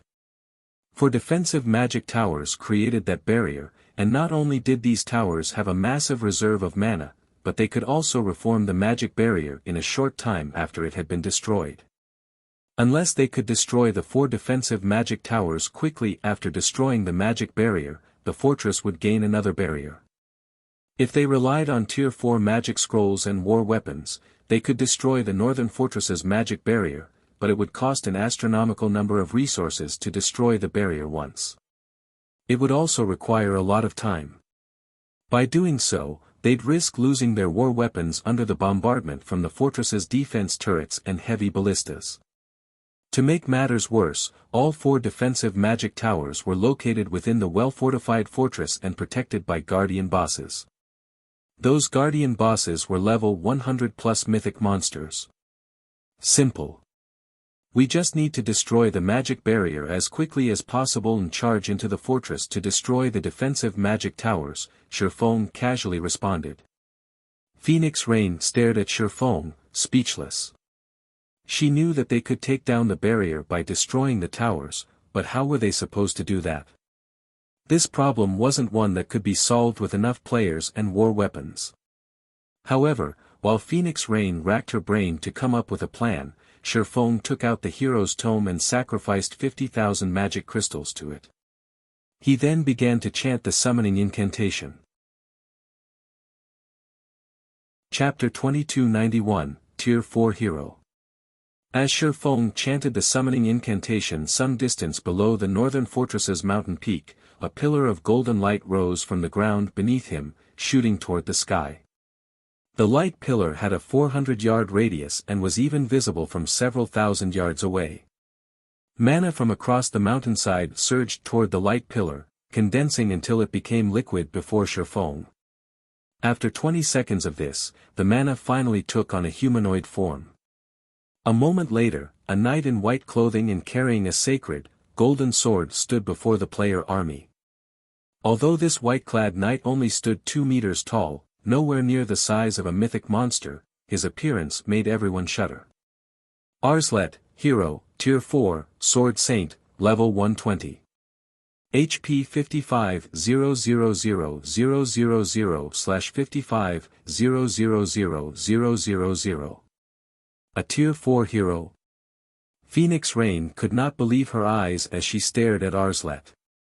NPCs were originally already far more powerful than players, only peak experts had any hope of defeating ordinary NPCs. Heroes, on the other hand, were peak combatants among NPCs, treated as kingdoms and empires' absolute pillars and protectors. They were treated as the absolute pillars and protectors of kingdoms and empires. She had suspected that Shifeng's trump card would be a Tier 4 combatant. A fighter of that power would be crucial when capturing a fortress, especially the well-fortified northern fortress. Current players simply didn't have the strength to succeed. Considering that Zero Wing had relied on the Tier 4 Divine Magic Dragons in defensive and offensive sieges in the past, Phoenix Rain had assumed Shifeng would rely on one this time, too. She had never expected Shifeng to summon a hero, and a Tier 4 hero, at that. The NPC could single-handedly crush an entire NPC city. Shifeng had considered using a Divine Magic Dragon, but the materials needed to summon one were incredibly rare and valuable. Collecting them would not be easy. Moreover, the Divine Magic Dragons were only really useful against players. They wouldn't be particularly effective against monsters since monsters had such high basic attributes. They did not fear a frontal confrontation. Furthermore, the Divine Magic Dragons had an obvious weakness: the players that managed the summoning array. If a single one of these players died, the array would quickly crumble. The mythic monsters that defended these fortresses generally had relatively high intellect. The moment they noticed the Divine Magic Dragon summoning array, they'd do anything to destroy it. While Shifeng was confident of standing against an all-out assault from players, trying to stop powerful monsters hellbent on getting near the array would be impossible. When sieging a monster-protected fortress, very few players would rely on summoning arrays. He wouldn't have waited until now to capture a fortress in the Gravity Mountain range until now, otherwise. Phoenix Pavilion Master, have your men get ready. Shifeng said. Now that he had summoned Arslet, he couldn't afford to waste time. He continued, once the magic barrier is down, I want everyone to push into the fortress. Leave the mini-bosses to Zero Wing. Your team just needs to clear out the mobs inside and don't let them get close to the mini-bosses. Alright, leave it to us, Phoenix Rain said, a trace of excitement flashing in her eyes. The bosses were the most troublesome aspect of sieging a fortress. If Arslet were merely an ordinary Tier 4 combatant, this upcoming battle would be a tough one. The Tier 4 bosses in the northern fortress were much stronger than ordinary Tier 4 monsters since their power was reinforced by the fortress's magic array. An ordinary Tier 4 combatant would be little more than a punching bag for the bosses. Bosses also had far higher intellect than ordinary monsters. They might not be as intelligent as players, but they weren't stupid. They would try to kill as many invaders as possible, rather than focus on one target. Unless one had enough strength to overwhelm the bosses, capturing the northern fortress was a pipe dream. This was why, even now, 13 Thrones and Starlink were the only powers to capture a fortress successfully. Fortunately, Shifeng's army had a Tier 4 hero, so suppressing the northern fortress's bosses shouldn't be a problem. As Phoenix Rain began to bark out orders, Shifeng sent Arslet after the magic barrier. The northern fortress's magic barrier was extraordinarily powerful. Even an ordinary Tier 4 combatant would have to attack for a long time to deplete its mana reserve. However, the magic barrier was incredibly fragile to Arslet. Once the hero struck it with his Tier 4 taboo skill, Spatial Rend, it shattered. When Phoenix Rain saw this, she was dumbfounded. She had never thought that a Tier 4 hero would be this formidable. Charge! Shifeng shouted. The outcome didn't faze him in the least. NPC heroes were considered invincible among those of the same tier, and they were the human's final trump card against dragons. How could a measly medium fortress's defensive magic array sustain an attack from such a being? Hearing Shifeng's command, the Dragon Phoenix Pavilion's 30,000-strong army and Zero Wing's main force charged into the fortress. At the same time, the northern fortress's undead army spilled out of the fortress's entrance, while the undead soldiers on the walls began to attack the invading players. The Dragon Phoenix Pavilion's members, who had defeated plenty of powerful monsters before, couldn't help but shudder as they watched the undead army charge to meet them. Undead Soldier, Undead, Lord. Level 94. HP 22,000/22,000,000 Undead Captain, Undead, Great Lord, Level 96. HP 63,000,000/63,000,000 Undead Warrior, Undead, Grand Lord, level 101. HP 260-000-000/260-000-000 Undead General, Undead, Mythic, level 102. HP 580-000-000/580-000-000. Although most of the monsters leaving the fortress were undead soldiers and undead captains, the undead warriors and the general were quite eye-catching. These bosses' frightening auras were even more powerful than the Grand Lords and mythic monsters they typically faced. Why are there so many mini-bosses? Phoenix Rain's expression darkened when she saw the dozen or so massive undead warriors and the undead general. Dealing with the undead soldiers and captains was within the Dragon Phoenix Pavilion's capabilities, but the undead warriors and the general were beyond them. There were more than a dozen undead warriors among the army and a single undead general. These were only the monsters stationed at the fortress's entrance, the weakest of the monsters within the northern fortress. Just getting into the fortress was likely impossible, much less capturing it. Not even a Tier 4 hero could stop the undead general and his dozen or so undead warriors at once. Guild leader Black Flame, the situation is direr than we expected. We should retreat, Phoenix Rain called out to Shifeng. There were more undead warriors protecting the northern fortress's entrance than their scouts had reported. To make matters worse, there was a mythic-ranked undead general among these monsters. The players would be at a severe disadvantage if they tried to face this undead army head-on. She was very familiar with just how powerful level 100+ monsters were. 13 Thrones had contained a lot of information regarding the fortress it had captured from ordinary guilds and powers, but hiding such details from superpowers like the Dragon Phoenix Pavilion was impossible. One level 100 Great Lord could easily annihilate a 1,000-man legion of current players, not to mention level 100+ Grand Lords. Not even Tier 3 players had the strength to contend with these monsters. By the time Arslet defeated the undead general, the undead warriors would have wiped out half of their forces. As expected of the northern fortress. The force protecting its entrance is already so powerful. It's no wonder why the northern fortress had been the last captured in the Gravity Mountain range. The situation even surprised Shifeng. It seems I can't hide them any longer. Following which, Shifeng took out 2 summon guard scrolls and called forth Kite and Anna. Chapter 2292, One-Man Army. He's summoning his personal guards. Phoenix Rain watched Shifeng, a little surprised. Personal guards were powerful beings, but unlike players, they were incredibly difficult to resurrect. Thus, the various powers avoided risking their personal guards and would never use them to siege a fortress. And with how powerful this undead army was, what could a few personal guards possibly accomplish? 2 figures appeared before Shifeng, a man carrying 2 longswords, and a woman in luxurious, purple-gold robes with a staff. The instant these NPCs appeared, all of the mana within 50 yards began to gather toward them. Is this for real? Both of those personal guards are over level 100.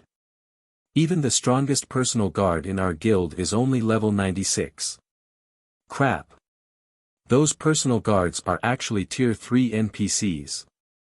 When they saw Anna and Kite, the Dragon Phoenix Pavilion's members gasped, feeling a little jealous.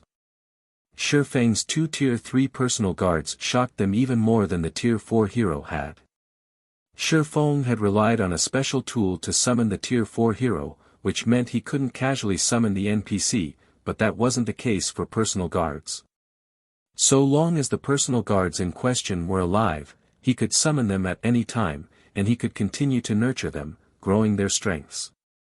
There was also the fact that completing the Tier 3 promotion quests wasn't easy for personal guards. Although personal guards could reach Tier 3, they couldn't necessarily be promoted as soon as they hit level 100. Like players, personal guards had to complete a promotion quest, but the promotion quests for these NPCs were actually easier than the ones players had to face. Personal guards could complete their Tier 3 promotion quests in a short time. Bronze guards only had a 20% chance of clearing their Tier 3 promotion quests, and if they failed, they'd have to wait 7 days before challenging the quest again. Without enough luck, it was practically impossible for a bronze guard to complete their promotion quest as soon as they reached level 100. Fine gold guards, on the other hand, had a 50% success rate. Once a personal guard reached Tier 3, they'd be significantly more helpful to their player. Personal guards were NPCs and considerably more powerful than Tier 3 players. With a Tier 3 personal guard, a player would have an easier time grinding, questing, and raiding field bosses. This was why the various powers desperately nurtured their personal guards while protecting them from harm as much as possible. Now that they had seen Shifeng's 2 Tier 3 personal guards, these players couldn't even imagine how fast Shifeng would develop in the future. Phoenix Rain couldn't help but feel a little envious. With 2 Tier 3 personal guards, Shifeng could explore level 100 neutral maps immediately and start preparing for his Tier 3 promotion quest. However, the 2 Tier 3 personal guards did nothing to alter their current predicament. There were still over a dozen Grand Lord-ranked undead warriors to contend with. While the rest of the pavilion's members worried about the same issue, Shifeng commanded Anna and Kite to distract the undead warriors. The level 102 Anna and level 101 Kite then charged at the 15 approaching Grand Lords.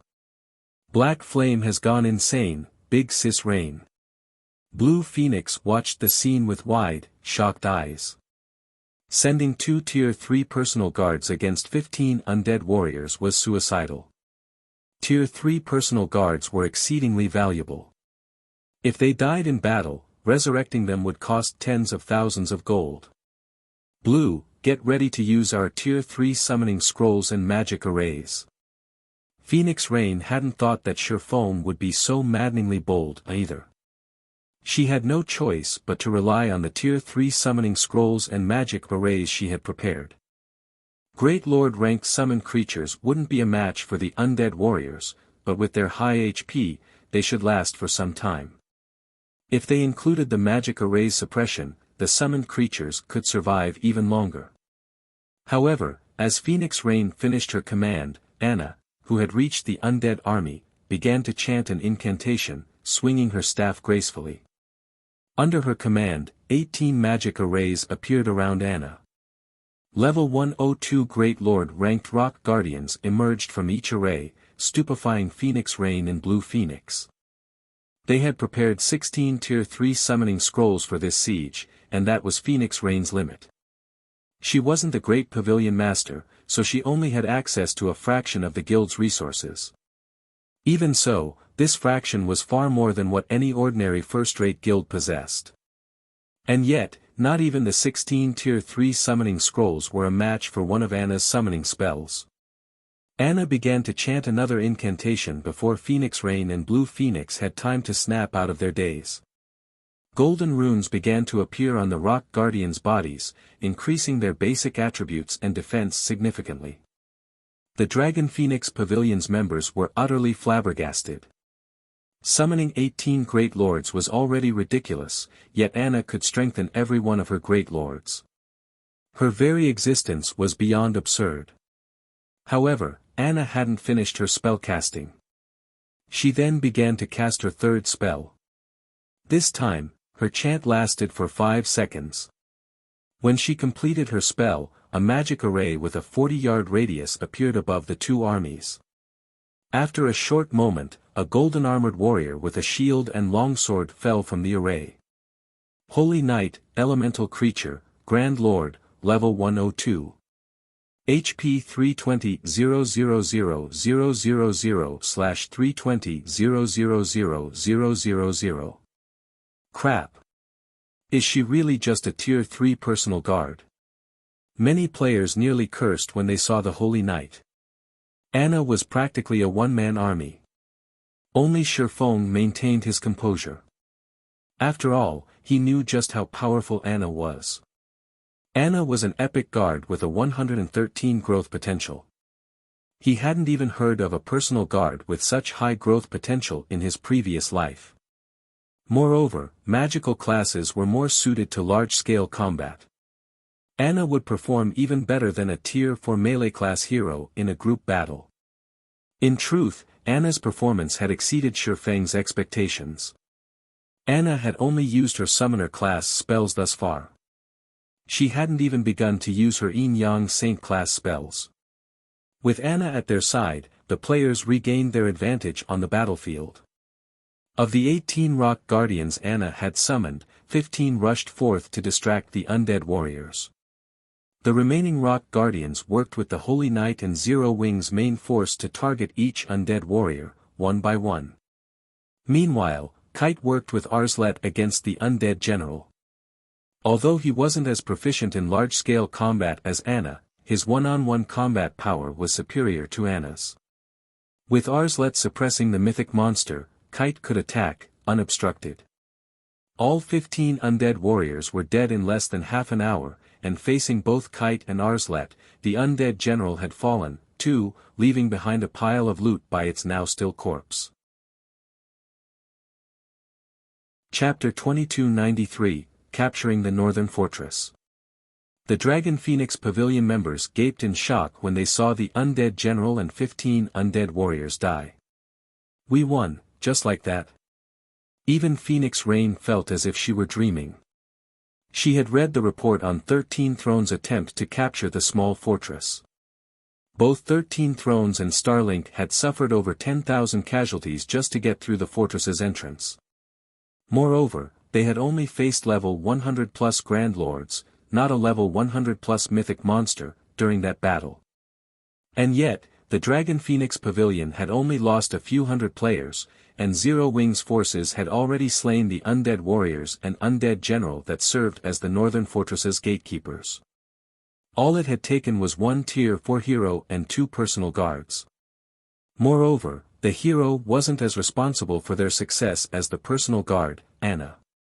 No one would believe her if she told this tale. The undead general and undead warriors had also dropped better loot than any of them had expected. Not only had they dropped a lot of level 100 secret silver equipment, but several pieces of level 100 fine gold equipment had also dropped. The sight of their harvest even excited Phoenix Rain. The equipment's attributes were awe-inspiring. It was no exaggeration to say that a player in full level 100 secret silver equipment could easily defeat a player in level 90 dark gold set equipment. Furthermore, the loot included the Mountain Copper set, a level 100 secret silver set equipment. Everyone, get into the fortress. Ignore the mobs. Shifeng hurriedly commanded once the mini-bosses had died. We need to destroy the defensive magic towers before they repair the magic barrier. As long as the northern fortresses for defensive magic towers remained, they would automatically reconstruct the defensive magic barrier around the fortress. If they wanted this operation to succeed, they had to be extremely fast. Although destroying each defensive magic tower would significantly increase the time needed to reconstruct the array, the towers weren't easy to take down. As soon as players entered the fortress, they'd encounter an endless stream of monsters trying to stop them, and it wouldn't be long before the fortress's guardian boss joined the battle. With how large and spacious the northern fortress was, it was easy to imagine how difficult it would be to destroy the towers while keeping the guardian boss and mobs at bay. With Shifeng's command, the players swarmed toward the fortress's entrance, with everyone following the Tier 4 hero as Arslet opened a path. Beyond the walls, the northern fortress was organized like a town. As soon as they entered, the players were greeted by the sight of tattered houses. Undead filled the streets, and the defensive magic towers stood in the fortress's 4 corners, looking inconspicuous. Once the players crossed the entrance's threshold, they gasped. Numerous Grand Lord-ranked undead warriors roamed the streets, and when they saw the invaders, 2 mythic-ranked undead warlords emerged from the undead army's ranks. A 6-meter-tall undead followed behind the 2 undead warlords, wearing black armor and a crown on its head. When the Dragon Phoenix Pavilion's experts sensed the crowned undead's horrific pressure and death energy, they couldn't help but shudder. Some of them even struggled to move. Undead Warlord, Undead, Mythic. Level 102. HP 630-000-000/630-000-000. Undead King, Undead Creature, Ancient Fiend, Mythic. Level 103. HP 1,420,000/1 for 20,000,000. Why does it have to be an Ancient Fiend? Even Shifeng was shocked when he saw the Undead King's statistics. He had known the Northern Fortress would be immensely difficult to capture, but he had never dreamed that the challenge would be this great. Based on what he remembered from his previous life, the Northern Fortress's Guardian Boss should only have been a Mythic-ranked Realm Lord, yet the Guardian Boss before him was a Mythic-ranked Ancient Fiend. Once it crossed the level 100 threshold, and its restrictions had been removed, a Mythic-ranked Ancient Fiend could nearly rival a dragon. Before anyone could react, the Undead King vanished. It reappeared above the player army, swinging down its skeletal greatsword. Overwhelming death energy poured down on the player army, so powerful that it cracked the space around it. Not good. Shifeng's expression turned grim at the sight. The Undead King's intellect was far higher than the Undead General they had faced moments ago. Once the Guardian Boss sensed the invaders, it launched an attack, targeting the most densely packed area. If they allowed the Undead King to land its AoE attack, several thousand players would die instantly. However, just as the wave of dark energy was about to land on the Dragon Phoenix Pavilion's members, a figure suddenly appeared in the air above them. This figure belonged to none other than Arslet. Arslet had activated a skill, sending a towering pillar of light crashing into the wave of dark energy. The light pillar neutralized the attack in the collision, and the resulting shockwave devoured a significant portion of the players' HPs. Some of them hadn't been able to cope at all and died. Although Arslet had the upper hand against the Undead King, he couldn't suppress the Ancient Fiend completely. As a result, the Undead King attacked the player army from time to time, each blow reaping several hundred lives and devastating the surrounding terrain. The pavilion's players began to despair. The difference between their strength and the Undead King's was too massive. This was no longer a fight Tier 2 players had any hope of surviving. If the Undead King was so terrifying, even while it was distracted, how were they supposed to deal with the 2 undead warlords and numerous undead warriors? Phoenix Pavilion Master, leave the bosses to us. Your team should try to destroy the defensive magic towers as quickly as possible, Shifeng quickly reminded Phoenix Rain. Not only could the defensive magic towers regenerate the defensive magic array around the northern fortress, but they could also reinforce the Guardian Boss. Without those towers, the Undead King, which was 17 levels lower than Arslet, wouldn't be able to attack the surrounding players while fighting the hero. The only hope they had of defeating the Undead King relied on the defensive magic tower's destruction. If that failed, the fortress's undead would slay every player, regardless of whether or not Arslet could survive against the Ancient Fiend. But those 2 undead warlords, Phoenix Rain insisted, worried as she glanced at the mythic monsters that guarded the path to the defensive magic towers. The 2 undead warlords were no trivial opponents. They might not be as strong as the Undead King, but if they ambushed her army's healers, the rest of her players would fall. Don't worry about them. We'll keep those 2 undead warlords busy. Shifeng shouted back. Shifeng then retrieved the Ring of Gospel, sacrificing 7,000 magic crystals to activate Miniature World and Ring of Brilliance. Within a 5,000-yard radius, space froze, and all enemies' physiques and basic attributes dropped. At the same time, all allies within 2,000 yards of Shifeng received a boost to their physiques and basic attributes. Everyone immediately sensed the gap between themselves and the undead army shortening significantly. Once that was done, Shifeng sent Anna and Kite after the 2 undead warlords. Although the undead warlords were powerful, the 2 mythic bosses would need quite some time to deal with the players when faced with the strengthened Holy Knight, Kite, and the suppressing barrier the 18 rock guardians had formed. When she saw this, Phoenix Rain stopped holding back, activating all of the Tier 3 summoning scrolls she had prepared to open a path to the defensive magic towers. She also used quite a few defensive magic arrays and Tier 4 large-scale destruction magic scrolls. Once the force had reached one of the towers, the Dragon Phoenix Pavilion's members bombarded it with their attacks. Time passed quickly. As each defensive magic tower fell, the Undead King's attacks became more powerful. As a result, the player armor suffered more casualties. When only one defensive magic tower remained, the Undead King began to attack the Rock Guardian's magic barrier to free the undead warriors. Hurry! That barrier won't last much longer. Shifeng urged Phoenix Rain and the others as he watched the barrier's mana reserves rapidly deplete. Just before the magic barrier shattered, the sound of a collapsing building echoed throughout the fortress. After fighting for more than an hour, suffering over 10,000 casualties, and expending all of their Tier 3 and Tier 4 magic scrolls, the Dragon Phoenix Pavilion's members had finally destroyed all 4 defensive magic towers. As the 4th and final defensive magic tower fell, the death energy and mana within the northern fortress substantially decreased. The Undead King's basic attributes also fell by as much as 20%, instantly giving Arslet an overwhelming advantage. With Arslet suppressing the Ancient Fiend, the players were able to attack the undead warlords without interruption. Finally, after nearly 2 hours, the Undead King and the 2 undead warlords died. We did it! We won! The surviving players cheered as the Undead King collapsed to the ground. Even Phoenix Rain was immensely excited. She hadn't actually thought that they'd successfully capture the northern fortress. Shifeng stepped up to the Undead King's corpse, quickly locating a dark gold token and picking it up.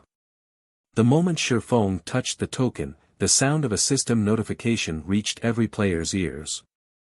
Gravity Mountain Range Region System Announcement. Congratulations to Zero Wing for capturing the northern fortress and becoming its lord. Guild popularity in Dragonheart City increased by 10,000. Chapter 2294, Medium Fortress. The regional announcement repeated 3 times, its content stunning the players grinding in the Gravity Mountain range. The northern fortress has been captured. What's going on? Isn't the northern fortress the largest fortress in the northern region? Are you kidding me? Zero Wing actually took down the northern fortress? Is Zero Wing really so powerful? Practically every player in the Gravity Mountain range knew about the northern fortress. It was one of only 3 medium fortresses in the Gravity Mountain range and a hot topic among players. Thus far, the only power to secure a fortress the Gravity Mountain range was 13 thrones, but the guild had only claimed a small fortress. Taking into account the number of players on Dragonheart Island, a small fortress wasn't enough to satisfy demand. A medium fortress, on the other hand, was several times larger. Now that Zero Wing had captured the northern fortress, players grinding in the Gravity Mountain range wouldn't have to worry about a safe place to rest and recover. Everyone had assumed that the first power to capture a medium fortress would be one of Dragonheart Island's super guilds, yet Zero Wing had accomplished the feat. No one had expected this outcome. However, the masses' shock was nothing compared to how stunned the island's various powers were over the news. How is this possible? That's the northern fortress we're talking about. How could a guild like Zero Wing possibly capture it? Start an investigation. I want to know every detail of the event. Not even 13 thrones dared to assault the northern fortress. Zero Wing must have used some special method to capture it. If we can learn this method, the rest of the Gravity Mountain Range's fortress will be ours. The various powers knew just how difficult these fortresses were to capture. Many of the island's superpowers had attempted such operations, only to fail. These powers also knew what kind of guild Zero Wing was. Even with the Dragon Phoenix Pavilion's help, capturing the northern fortress should have been impossible for Zero Wing. If it were that easy, the various super guilds would have already occupied every fortress in the map. Zero Wing must have used some tool or special method to succeed. Meanwhile, a report regarding Zero Wing's success in capturing the northern fortress quickly made it to Melancholy's desk in the 13 Thrones Dragonheart city residence. Interesting. I hadn't really thought that they'd succeed, Melancholy commented, surprised as he read the initial report. As 13 Thrones Guild leader, Melancholy knew better than anyone on Dragonheart Island how challenging the Gravity Mountain Ranges fortress were to capture. When he had first heard of the operation, he had assumed Zero Wing was going for broke, hoping it would work out somehow. The War Blood adventurer team was still going mad over trying to destroy the guild, after all. Guild leader, now that Zero Wing has captured the northern fortress, it will gain more influence on Dragonheart Island. Many powers will likely try to ally with the guild.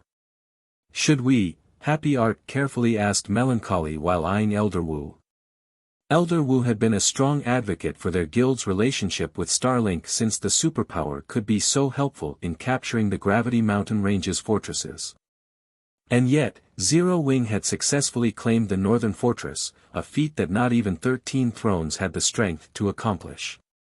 Naturally, a medium fortress would offer far more and better benefits than a small fortress, and the various major powers already saw Zero Wing as a tempting ally. If 13 Thrones waited until other powers had allied with Zero Wing first, it would lose a significant amount of potential profit. Happy Art, you reach conclusions too quickly, the masked woman behind Elder Wu spoke up. Although Zero Wing has the northern fortress, capturing it is a lot easier than defending it, especially now that the guild has angered both Starlink and War Blood. If we negotiate a partnership with Zero Wing, and it failed to defend the fortress, our guild will be in an awkward position. Happy Art fell silent for a moment. Other powers might not know much about the Gravity Mountain Ranges fortresses, but 13 Thrones was very familiar with them. It was true that defending a fortress was far harder than capturing one. 13 Thrones had gone as far as stationing a large number of experts in the fortress long-term to protect it from periodic monster attacks, even utilizing a few of the guild's trump cards. Needless to say, even stronger monsters would assault a medium fortress. If Zero Wing couldn't protect the northern fortress during one of these monster attacks, the consequences would be dire. That kid has exceeded my expectations, but we should see if Zero Wing can defend the fortress before we make a decision, Elder Wu said. It won't be too late to negotiate a partnership once Zero Wing proves that it can hold the northern fortress. Elder Wu then stood and left the room. He didn't linger in the guild leader's office any longer. While Dragonheart Island's various superpowers discussed Zero Wing's success, Shifeng and his team were busy clearing the undead mobs out of the northern fortress. Capturing a monster-infested fortress wasn't the same as capturing a monster-infested town. Once a town's guardian boss was defeated, the remaining monsters would flee and disappear. However, in monster-invested fortresses, players had to kill the remaining monsters after defeating the guardian boss and claiming the fortress. Fortunately, once the monsters were dead, they wouldn't respawn. Guild leader Black Flame, we should have these undead mobs taken care of in a few more hours, Phoenix Rain reported. Worriedly, she continued, however, according to the information I've recently received, War Blood and 9 Dragons Emperor can no longer sit still. Not only have they locked down the Gravity Mountain Range, but they've also begun to gather forces to capture the Northern Canyon's Rock Nest Fortress. Although the Northern Fortress was the largest in the Gravity Mountain Range's northern region, its location was remote. In reality, the Northern Fortress wasn't that attractive to players. Fortunately, there weren't encarred areas for players in the Gravity Mountain Range, excluding 13 Thrones' small fortress. Players would have no choice but to visit the Northern Fortress, regardless of how remote it was. Read latest chapters at Wuxia World. EU. However, if another fortress in the northern region were captured, that situation would change, especially if it were the Rock Nest Fortress. The Northern Canyon, where the Rock Nest Fortress was located, was the sole path leading to the Gravity Mountain Range's northern region. If War Blood captured it, it would severely affect the Northern Fortress's popularity. They have the right idea. We've just captured the Northern Fortress and still need some time to clean it up. If they can stop the flow of players and resources from reaching our fortress, they'll weaken the northern fortress's development speed. We might not even survive the first wave of monsters, Shi Feng said, chuckling. Unfortunately, they don't know what it means to own a medium fortress. After his comment, Shi Feng approached one of the destroyed defensive magic towers. There was a strict divide between the Gravity Mountain Range's fortresses. A medium fortress wasn't just larger than a small fortress, it also had defensive magic towers. These towers were the main reason why medium fortresses had a qualitative advantage over small fortresses. Chapter 2295, Peak Construction. As he stepped into one of the dilapidated defensive magic towers, Shi Feng used the fortress management token he had obtained to call up the 4 towers combined system interface. Sure enough, repairing the towers will cost a ton. Shi Feng was astonished when he saw the repair cost for the 4 towers. If he wished to repair all 4 defensive magic towers, he would have to pay a total of 320,000 magic crystals and 120 units of 7 luminaries crystals. Zero Wing could afford the 320,000 magic crystals. After all, the guild had full control of a manatite vein and an attributed ore vein. It earned more magic crystals than an ordinary superpower. Unfortunately, the 7 luminaries crystals weren't as common. Although 7 luminaries crystals dropped in certain team dungeons and maps, the drop rate was painfully low. Even now, Zero Wing had barely saved up 200 units. He would have to part with more than half of Zero Wing's stock if he wanted to repair all 4 defensive magic towers. In the end, however, Shi Feng gritted his teeth and accepted the cost. Only medium fortresses and larger had the privilege of using defensive magic towers, and these towers were not limited to creating a defensive magic array to protect the fortress from invaders. They could also gather and concentrate the fortress's mana, as well as act as a teleportation point. Players couldn't rely on return scrolls or guild transfer scrolls to return to a rest area while in the World Tower. They'd have to rely on their own feet to travel back and forth. Of course, players could rely on land or flying mounts, but this was a lot more difficult than using a return scroll. Players would have to conserve some of their stamina for the return trip, which limited how long they could grind.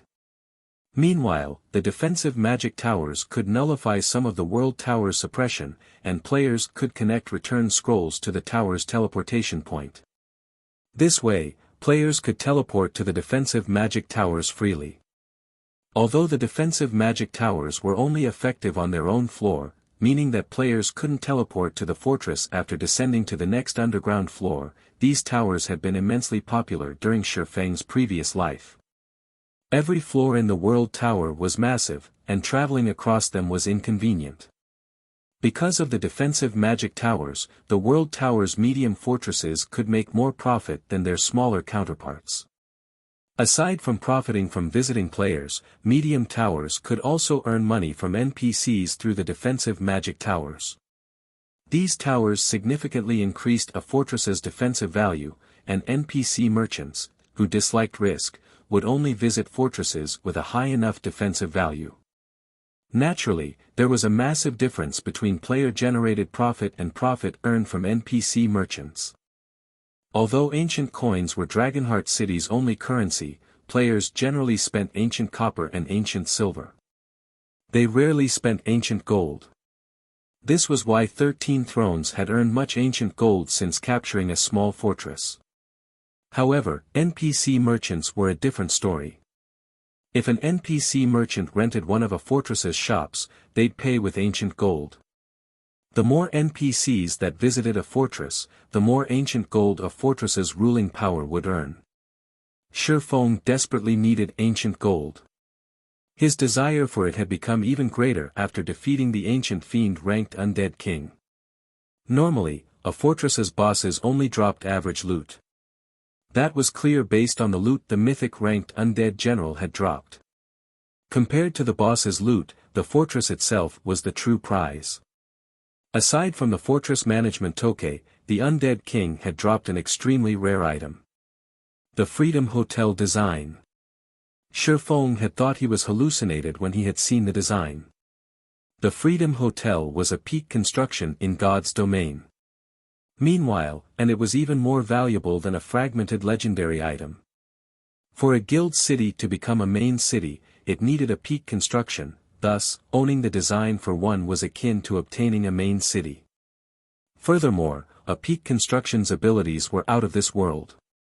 If he could construct a Freedom Hotel, he could elevate Stone Forest City into an intermediate city. The difference between an intermediate city and a basic city in a level 100+ map was like the difference between heaven and earth when it came to helping players complete their Tier 3 promotion quests. Of course, building a peak construction was extremely difficult. Every required material was exceedingly rare in God's domain, and many of them couldn't be stored in a player's bag space. The precious boundary stone was one such example. One could only find a boundary stone by luck. The only place that sold them was the black market, and each stone cost 8,000 ancient gold.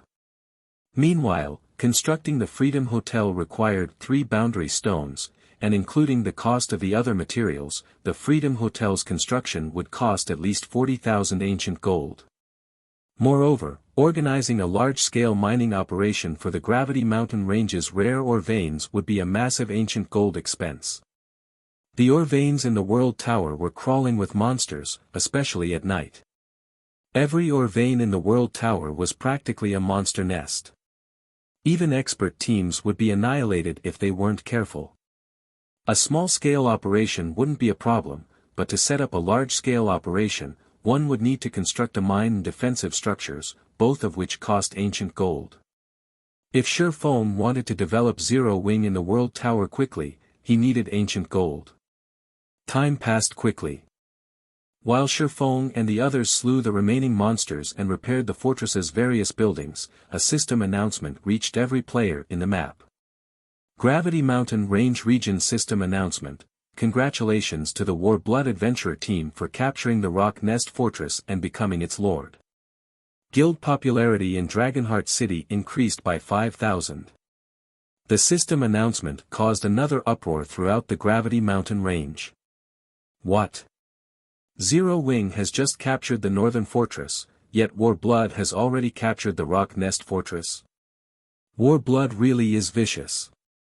With 2 fortresses in a single region, Zero Wing won't be able to generate as much income from the Northern Fortress. To make matters worse, the Rock Nest Fortress occupied the path to the Northern region. That's nothing. War Blood has also allied itself with quite a few of Dragonheart Island's top 10 adventure teams. They're going to work together to seal off the Northern region. They've declared that anybody who visits the Northern Fortress will be considered one of the adventure team's enemies. How vicious. Even with a fortress, Zero Wing has no hope of surviving in Dragonheart City. Zero Wing can only blame itself for provoking so many of the island's powers. The players grinding in the Gravity Mountain Range were astonished by how fast and decisively War Blood had captured the Rock Nest Fortress.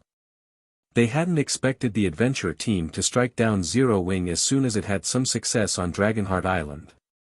Read latest chapters at Wuxia World. EU, what should we do, Big Sis Rain? Blue Phoenix paled when she read the latest report. Because of War Blood's declaration, players that had been preparing to visit our fortress are backing out due to fear.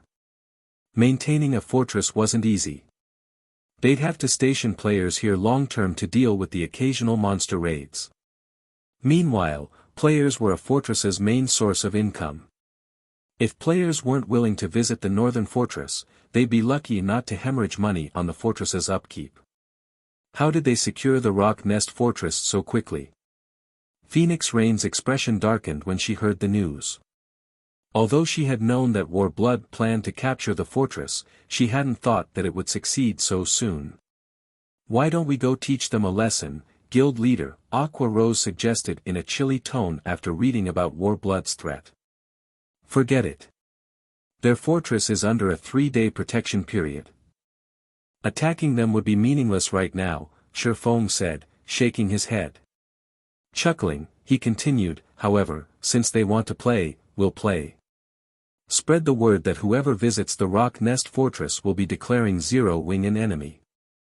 None of them will be allowed through the northern fortress's gates. Chapter 2296, Fortress opens Gravity Mountain Range, Rock Nest Fortress. The Rock Nest Fortress stood atop the northern canyon. From afar, it looked like a nest, which was how it had earned its name. The fortress was easy to defend and difficult to attack. However, the fortress was filled with tens of thousands of level 85+ players that were busy slaying the fortress's prior residents, the Blackstone Ores. Several tens of thousands of Blackstone Ores had garrisoned the fortress, but less than 10,000 remained.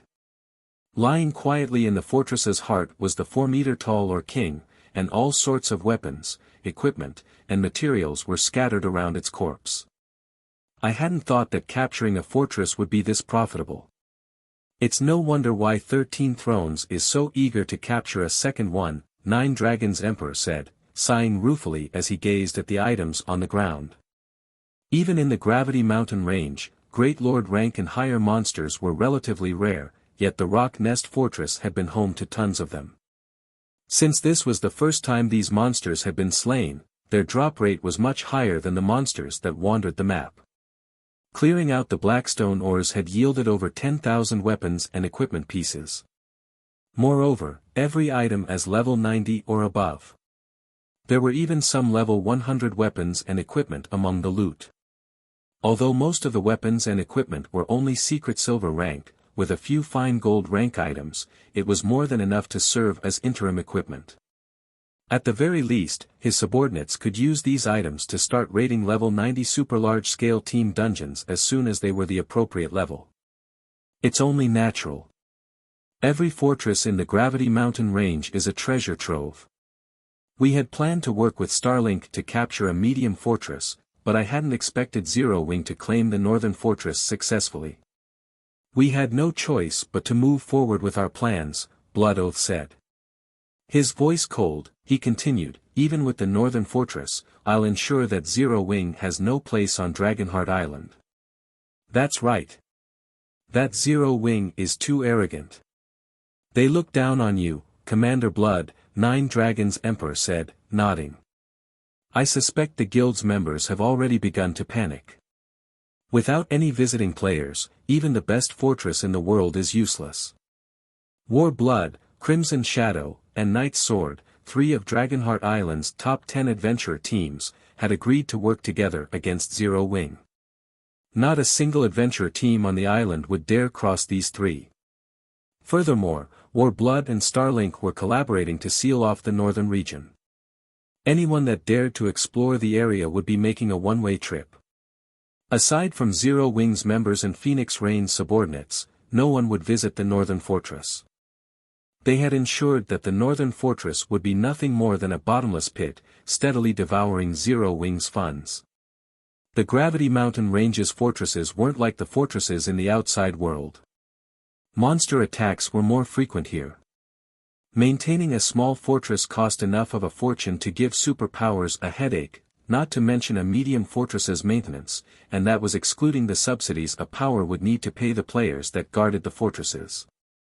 While 9 Dragons Emperor and Blood Oath conversed, a woman with an ancient bow approached. Commander, Zero Wing has made a move. They've mimicked out declaration, announcing that any player that entered the Rock Nest Forest will have no place in the northern fortress, Ink Feather announced, smiling as she read the report she had just received. They're trying to compete with our influence on Dragonheart Island. Black Flame is a fool. Does he really think Dragonheart Island is the same as Starmoon Kingdom? Blood Oath laughed. Commander Blood, I doubt that Black Flame knows that we found a mana well in the Rock Nest Fortress. Otherwise, he'd have never made this decision, 9 Dragons Emperor said, smirking. The mana well was the Rock Nest Fortress's exclusive construction. Although repairing it would deplete their liquid funds, the mana well's effects were well worth the cost. With this mana well, players could fully recover their stamina and concentration within half an hour. The mana well's effects would tempt every player grinding in the Gravity Mountain Range. The main reason that players visited fortresses was to rest and recover their stamina and concentration, and for the cost of one ancient gold coin, players could make a full recovery within 30 minutes. Countless players on Dragonheart Island would seek this benefit. As news of the mana well spread, even the players that visited the 13-throne small fortress would likely shift their attention to the Rock Nest Fortress, not to mention the powers that were considering setting up a base in the northern fortress. Since Black Flame is so eager to die, I don't mind sending him to his grave. Turning to Ink Feather, Blood Oath commanded, Ink, quietly inform the various major powers on Dragonheart Island of the mana well. I'm sure they'll know what to do once they receive the news. Understood. Ink Feather grew even more eager to see Shifeng despair. Unless they were stupid, the various powers would recognize the most beneficial fortress once word of the mana well spread. Meanwhile, in 13 Thrones residence in Dragonheart City, Zero Wing thinks that it can suppress war blood just because it has captured a medium fortress. The guild still isn't aware of how foolish it's being, Elder Wu, who rested in his office, said as he read the report his subordinate had sent. 1000, have Lu Xinglua pay me a visit. Tell him that it's about capturing a medium fortress. Understood. The masked woman named 1000 Lives smiled and nodded. In her opinion, Zero Wing was extremely foolish. The guild simply didn't realize how powerful superpowers foundations were. Elsewhere, in the Gravity Mountain Range's northern fortress. While Phoenix Rain organized the fortress's repairs, Shifeng concentrated on restoring the defensive magic tower's magic arrays. The magic crystals and 7 luminaries crystals he had spent to repair the towers only repaired the core crystals. It was barely enough to activate the towers. To restore the defensive magic towers to full power, players needed to repair the magic arrays and magic circuits within the towers. However, this wasn't an easy task. It required an advanced magician at the very least, and the work was intensively time-consuming. Fortunately, Shifeng was almost a master magician, so he could repair the arrays and circuits smoothly and swiftly. Once the 4 defensive magic towers' final magic circuit had been repaired, the tower's system interface reported that the towers were complete. System: the northern fortress's defensive magic towers have been fully repaired. It will cost 8,000 magic crystals to activate them and 6,000 magic crystals per day to maintain them. Do you wish to activate the defensive magic towers? Running at 100% efficiency is certainly expensive. Shifeng was a little astonished when he read the system notification. The tower's operation cost was much higher than an ordinary magic tower. Not even ordinary first-rate guilds could afford to keep the northern fortress's defensive magic towers running constantly. However, Shifeng did not hesitate, activating the towers immediately. After Shifeng had sacrificed the required magic crystals, a twofold magic array appeared above the northern fortress, enveloping it. The twofold magic array then created a double-layered magic barrier around the fortress, which was much stronger than the barrier Shifeng and Phoenix Rain's army had broken through. At the same time, all of the mana within a 10,000-yard radius of the northern fortress began to gather within the fortress's walls. The fortress's mana density skyrocketed, especially in the fortress's core. The mana there was so dense that it transformed into a white mist. The players within the mist felt an indescribably pleasant sensation course through them, and a second experience bar appeared below their main bar, show that they had accumulated the double EXP buff. Read latest chapters at Wuxia World. The Dragon Phoenix Pavilion members were dumbfounded. Aqua, how are the fortress's repairs coming along? Shifeng asked after contacting Aqua Rose. We're 60% done. According to your instructions, we've prioritized hotels and accommodations, so they're ready now, Aqua Rose reported. Good. In that case, we can open the fortress to the public, Shifeng said, smiling. He then called up the northern fortress's system interface and did just that. Chapter 2297, Heading to the Northern Fortress. After Shifeng opened the Northern Fortress to the public, the Dragon Phoenix Pavilions and Zero Wings members quickly disseminated news of this throughout the Gravity Mountain Range and Dragonheart City. Zero Wing opened the northern fortress so quickly. Zero Wing is probably trying to snag some advantages. However, now that War Blood has made that kind of threat, who would dare visit the northern fortress? The various adventure teams in the Gravity Mountain Range shook their heads and sighed at this piece of news. The small fortress 13 Thrones captured was hardly enough to accommodate the players operating in the Gravity Mountain Range. Hence, the capture of the northern fortress was naturally good news. However, War Blood had already stated that whoever dared visit the northern fortress would become its enemy. The various adventurer teams with weak foundations did not dare provoke the War Blood adventurer team at all. Meanwhile, over at the Rock Nest Fortress, War Blood and Nine Dragons Emperor had also received news of the northern fortress's opening. Commander Blood, it seems Zero Wing is really anxious. Instead of properly making use of the fortress's 3-day protection period, it actually opened the fortress so quickly. With this, before we can even take action, the northern fortress will most likely fall to the monster tides first. This situation elated Nine Dragons Emperor.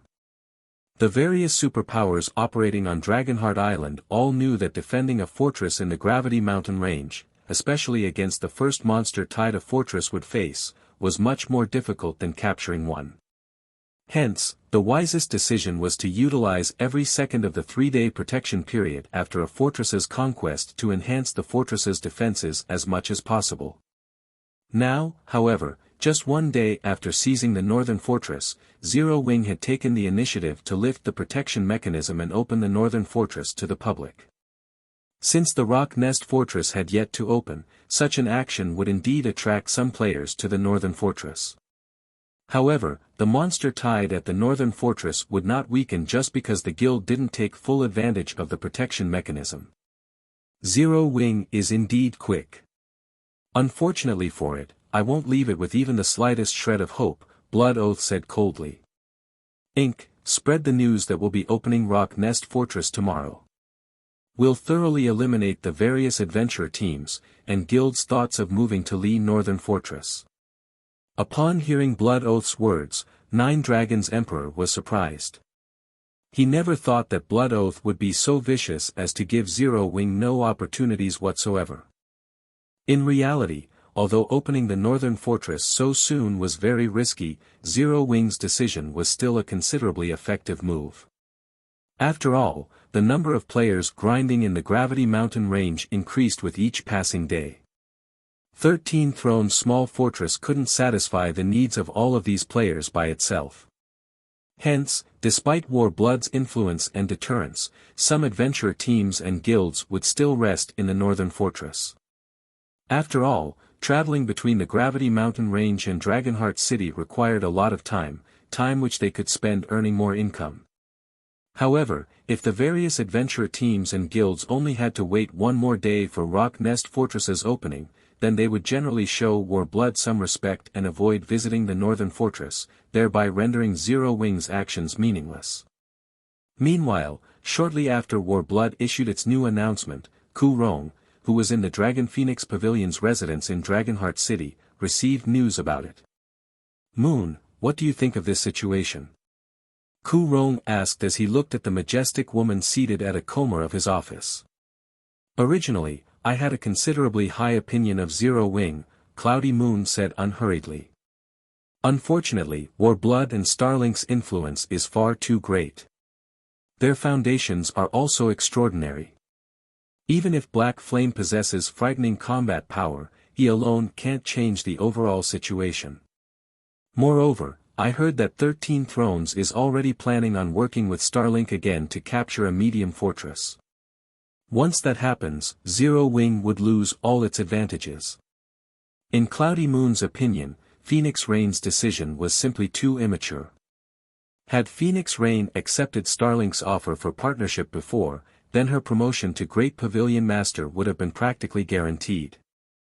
Unfortunately, Phoenix Rain ended up giving away that opportunity to Nine Dragons Emperor. Alright, I understand.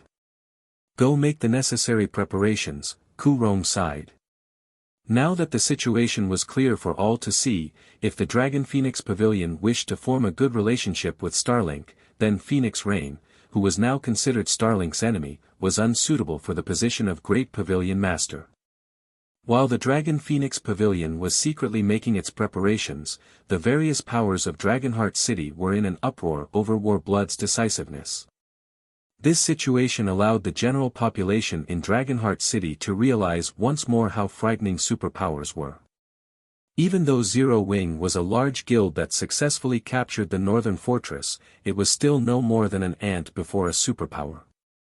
Meanwhile, on a gravel hill in the Gravity Mountain Range, 100 level 85 plus experts geared in level 85 secret silver equipment were frantically besieging a level 89 Grand Lord. The Grand Lord ranked 6-armed demonic bear possessed extremely high defense and destructive power. It could easily send several MTs flying with a single attack. However, facing the level 90 Tigerkin Berserker at the helm of the team, the demonic bear was actually getting pushed back one step after another, no match for the Berserker in terms of strength.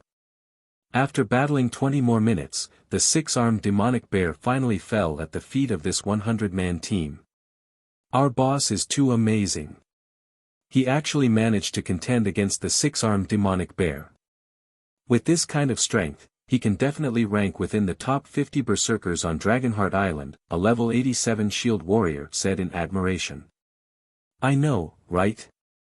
Previously, Heaven's Blade's commander even invited our boss to become a vice commander at Heaven's Blade, a level 87 ranger said, the female half-elf's eyes glowing as she looked at the level 90 berserker.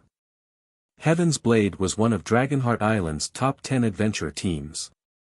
Heaven's Blade's commander, Zwei, was even the idol of countless female players. An invitation from Zwei to become one of Heaven's Blade's vice-commanders was considered a great honor on Dragonheart Island. Stop spouting nonsense about me, Swimming Dragon said, rolling his eyes at his teammates. We don't have much stamina left. Once everyone's recovered, we'll make our way to the northern fortress to rest. Boss, Warblood has already set the northern fortress off limits. Heaven's Blade also warned us that we'll definitely get targeted by Warblood if we patronize the northern fortress. If that happens, it'll be very difficult for us to squeeze into the top 8 adventurer teams subordinate to Heaven's Blade. Upon hearing Swimming Dragon's words, the other players on the team hurriedly tried to dissuade him. The Dragon Riders adventurer team was improving so rapidly that they now had a chance at becoming one of the top 8 adventurer teams subordinate to Heaven's Blade. This was something that they never imagined was possible. After all, Heaven's Blade was the 5th-rank adventurer team on Dragonheart Island. Plenty of adventurer teams subordinated themselves to Heaven's Blade, but only 8 adventurer teams would receive priority treatment. So long as Dragon Riders became one of these top 8 adventurer teams, its position on Dragonheart Island would skyrocket. At that time, even first-rate guilds would not dare to provoke it. Enough. I know what I'm doing. Tidy up immediately.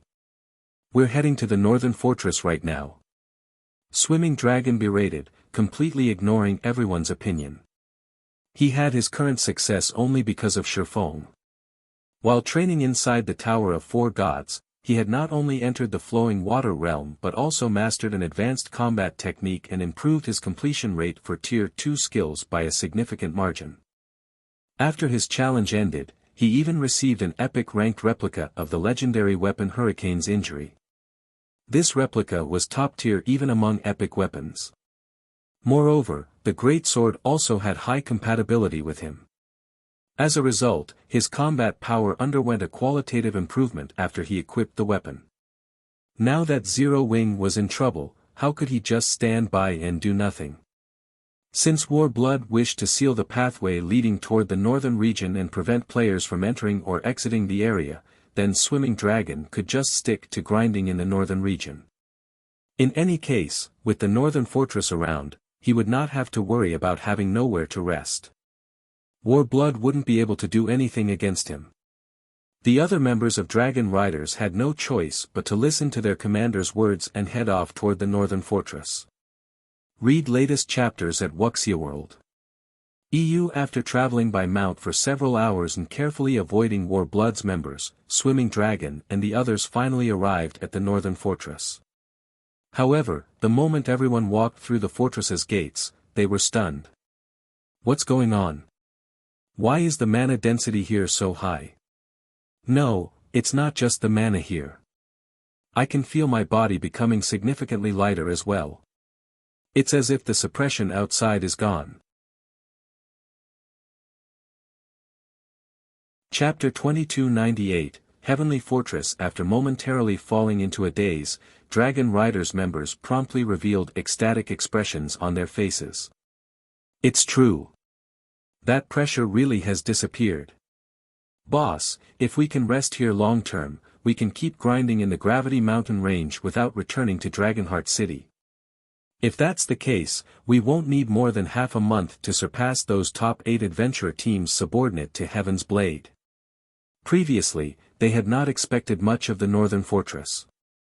After all, they had visited 13 Thrones Fortress before, so they knew what purpose the Gravity Mountain Range's fortresses served. These fortresses were merely temporary rest areas. Aside from allowing players to recover stamina and concentration, they only provided materials replenishment and weapons and equipment repair. However, the Northern Fortress completely overthrew their understanding of the Gravity Mountain Range's fortresses. Setting aside accumulating the double EXP buff inside the Northern Fortress, just the fact that the fortress could remove the ever-present pressure they felt while grinding in the Gravity Mountain Range was already plenty amazing. Since the Northern Fortress had this kind of ability, they would not need to head back to Dragonheart City to relieve themselves of this pressure. Although the pressure the Gravity Mountain Range exerted on them had only a minuscule effect, long-term exposure would still build up mental fatigue, which would rise especially quickly when they were fighting against powerful monsters.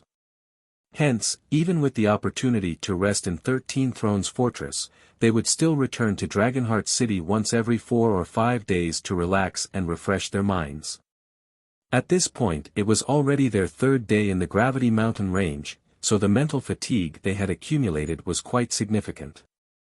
However, the moment they entered the Northern Fortress, said mental fatigue had disappeared completely. Normally, this pleasant sensation was something they would feel only after returning to Dragonheart City. If they could rid themselves of the Gravity Mountain Range's pressure just by entering the Northern Fortress, then they could forego returning to Dragonheart City and remain in the Gravity Mountain Range. With this, they could save plenty on the travel time between the World Tower and Dragonheart City, thereby increasing their leveling speed and resource acquisition rate. In this situation, Swimming Dragon could not help being overjoyed. The Northern Fortress's benefits might not seem like much, but with persistence, a drop of water could wear out even a stone. With the help of the Northern Fortress's ability, the Dragon Riders adventurer team could slowly pull ahead of Dragonheart City's adventurer teams. Surpassing the top 8 adventurer teams subordinate to Heaven's Blade would also be a piece of cake. During the time Dragon Riders members were strolling about, enjoying the Northern Fortress's pressure-free environment, a gasp suddenly appeared in the team chat. "Boss, come over here, quickly. I discovered something good," a level 87 Tigerkin Shield Warrior yelled excitedly. "What is it? What's so important that you need to make such a huge fuss?" Swimming Dragon asked, exasperated. Dragon Riders was a well-known adventurer team on Dragonheart Island. Having one of its members act like a country bumpkin in front of the Dragon Phoenix Pavilions and Zero Wings members after entering the Northern Fortress was a huge embarrassment to the adventurer team. "Boss, it's the teleportation scroll for this fortress. Return scrolls for the Northern Fortress are available at the defensive magic towers," the Tigerkin Shield Warrior replied. "What? Return scrolls?" Swimming Dragon's breathing momentarily grew heavier. Return scrolls for locations in the outside world were unusable inside the World Tower. Meanwhile, the Gravity Mountain Range was an extremely dangerous place, and players could enter a death zone unawares at any time. Players might be able to escape momentarily using instantaneous transfer scrolls, but without the help of a return scroll, they would still encounter countless perils on their way back to safety. If players could utilize return scrolls inside the Gravity Mountain range, they would no longer have to be afraid of exploring unknown and dangerous regions. Moreover, with return scrolls, players would no longer have to conserve their stamina and concentration to walk back to the nearest rest area, increasing their range of operations drastically. Buy them. Buy them all, quickly. It doesn't matter even if they cost 1 ancient gold each. Swimming Dragon ordered, his eyes glowing with excitement. Ancient gold might be difficult to earn, but compared to their lives, let alone 1 ancient gold, even 10 ancient gold would not be comparable. After all, even a single death at their levels would deprive them of plenty of opportunities. Boss, relax. These return scrolls are sold by NPCs. You can have as many as you want. Moreover, each return scroll costs only 10 ancient silver. However, these return scrolls are bound to the buyer and cannot be transferred to other players, the Tigerkin Shield Warrior said, grinning. What? Only 10 ancient silver? For a moment, Swimming Dragon thought he had misheard. Ordinary players might not be able to bear the price of 10 ancient silver, but this was easily affordable for experts like themselves. After all, just entering the Gravity Mountain range cost 5 ancient silver, while entering a fortress was 1 ancient silver and staying in a hotel, 2 to 3 ancient silver. Following which, Swimming Dragon had everyone in his team immediately go and purchase some return scrolls at the defensive magic towers. In fact, aside from some money for accommodation and repair fees, he told his teammates to spend all their ancient silver to purchase the Northern Fortress's return scrolls, afraid that the return scrolls would become unavailable or increase in price in the future. However, what Swimming Dragon did not know was that the system handled the price for the Northern Fortress's return scrolls, which could be considered one of the special abilities of the defensive magic towers. This ability was something similar to the additional skills found on weapons and equipment. Shifeng had no say in the settings and could only collect a portion of the profits. Meanwhile, even after having his teammates spend all their spare ancient silver on return scrolls, Swimming Dragon was still not satisfied.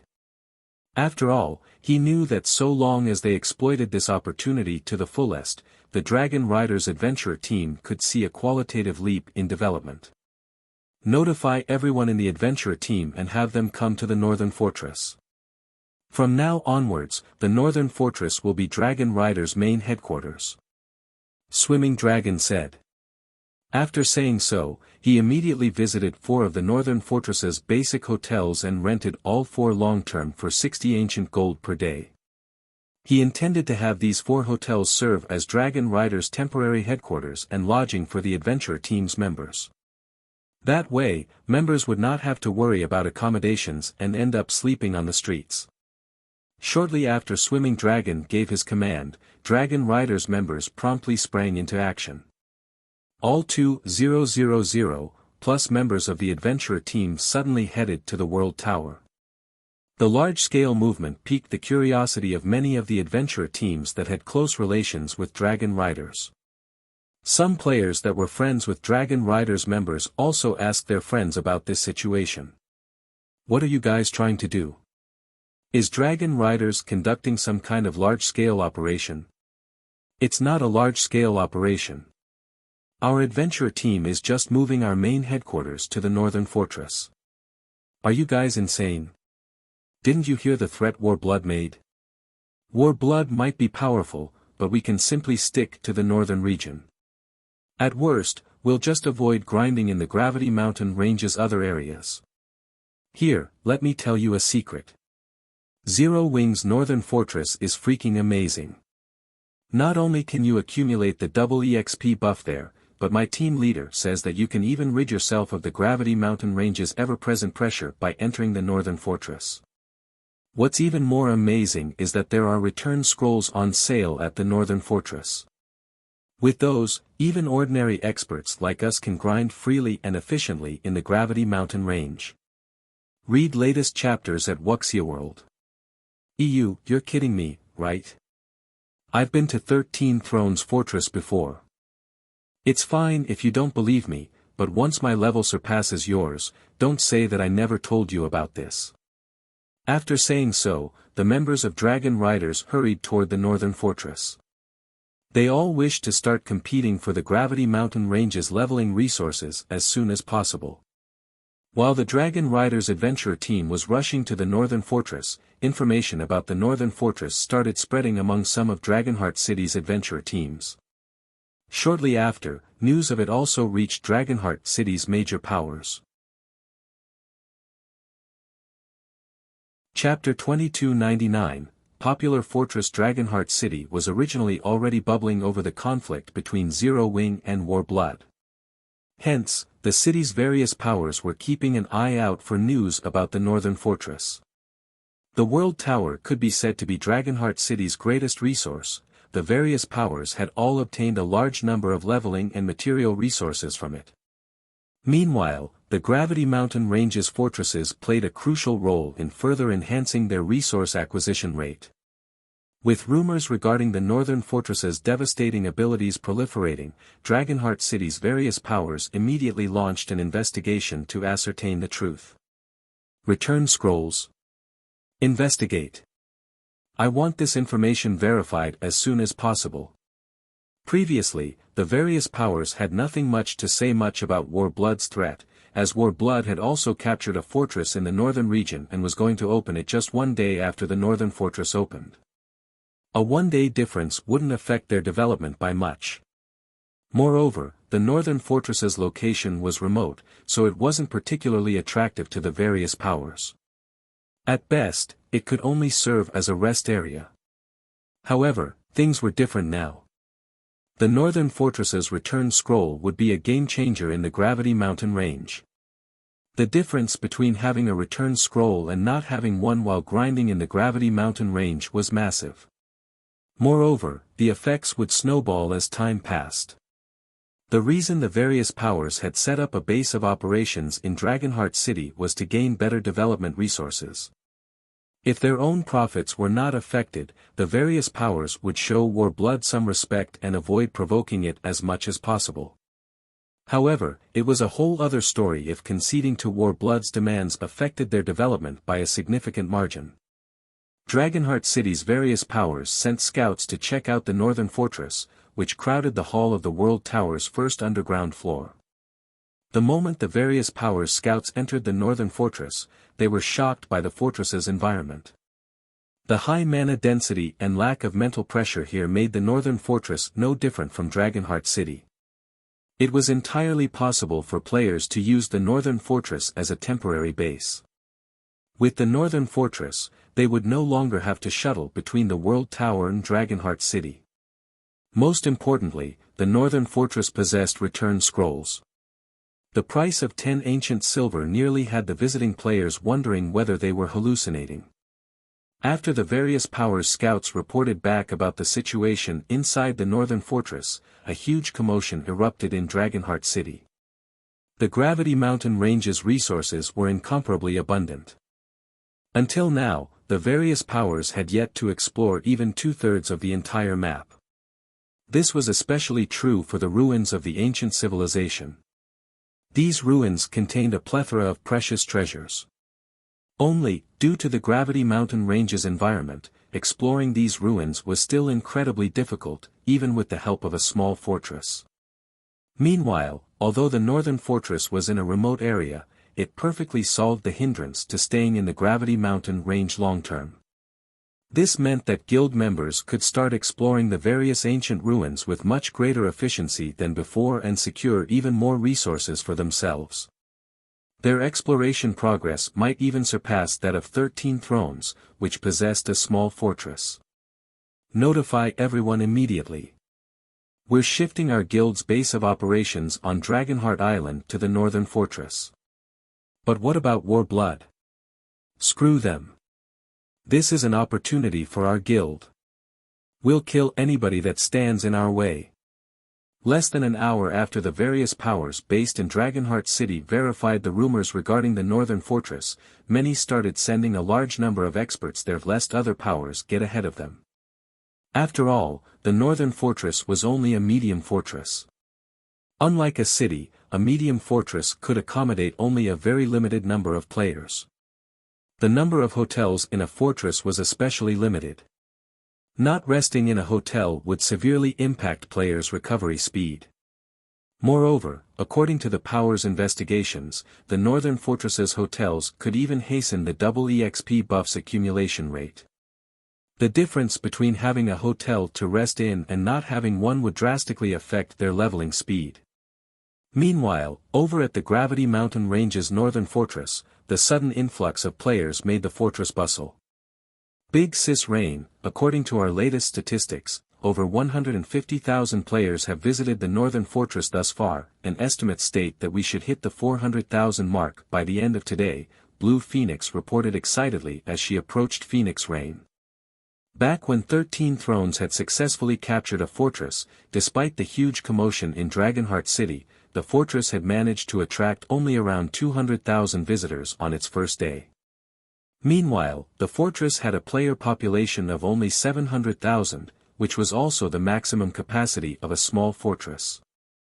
In comparison, the Northern Fortress was expected to attract over 400,000 visitors on the opening day alone. It would most likely take only 2 or 3 days to exceed the 700,000 threshold. Reaching the maximum capacity of 1,500,000 players was only a matter of time. It should be known that even with just a 700,000 player population, 13 Thrones small fortress generated tons of wealth and resources every day. Although Blue Phoenix did not know how much the small fortress was earning exactly, according to the investigations of the Dragon Phoenix Pavilion spies, the fortress's daily income was at least 5,000 ancient gold and 600,000 ancient silver. Once the Northern Fortress's player population reached maximum capacity, one could easily imagine how much income it would generate. Moreover, the Northern Fortress had many more sources of revenue than 13 Thrones small fortress. Even though Phoenix Rain held only 20% of the Northern Fortress's shares, the income she would receive could rival half of a small fortress's total income, at the very least. Half. Even Starlink did not receive half of the income from 13 Thrones small fortress. At that time, who would dare question Phoenix Rain's position in the Dragon Phoenix Pavilion? I'm afraid that even Warblood and Starlink did not expect such an outcome. When Phoenix Rain looked at the statistics report in her hand, she could not help but sigh ruefully. Previously, even after successfully capturing the Northern Fortress, she had still felt that Shifeng had gone overboard with his actions in the Dragon Phoenix Pavilion's residence. Now, however, it would seem that the one to regret their actions would not be Zero Wing, but Warblood instead. The Northern Fortress's future was already clear for all to see. Once a sufficient number of players gathered and the Northern Fortress was in full operation, it would be impossible for Warblood to exhaust and destroy Zero Wing in the Sea of Death. After all, the disparity in the incomes of the two sides would be simply too massive. Aside from Phoenix Rain, Dragonheart City's various superpowers were entertaining such thoughts as well. Although Warblood had captured the Rock Nest Fortress, the difference between that and the Northern Fortress was far too massive. With this, Warblood had backed itself into a corner. After all, Warblood had previously declared that it would ban all those who entered the Northern Fortress from the Rock Nest Fortress.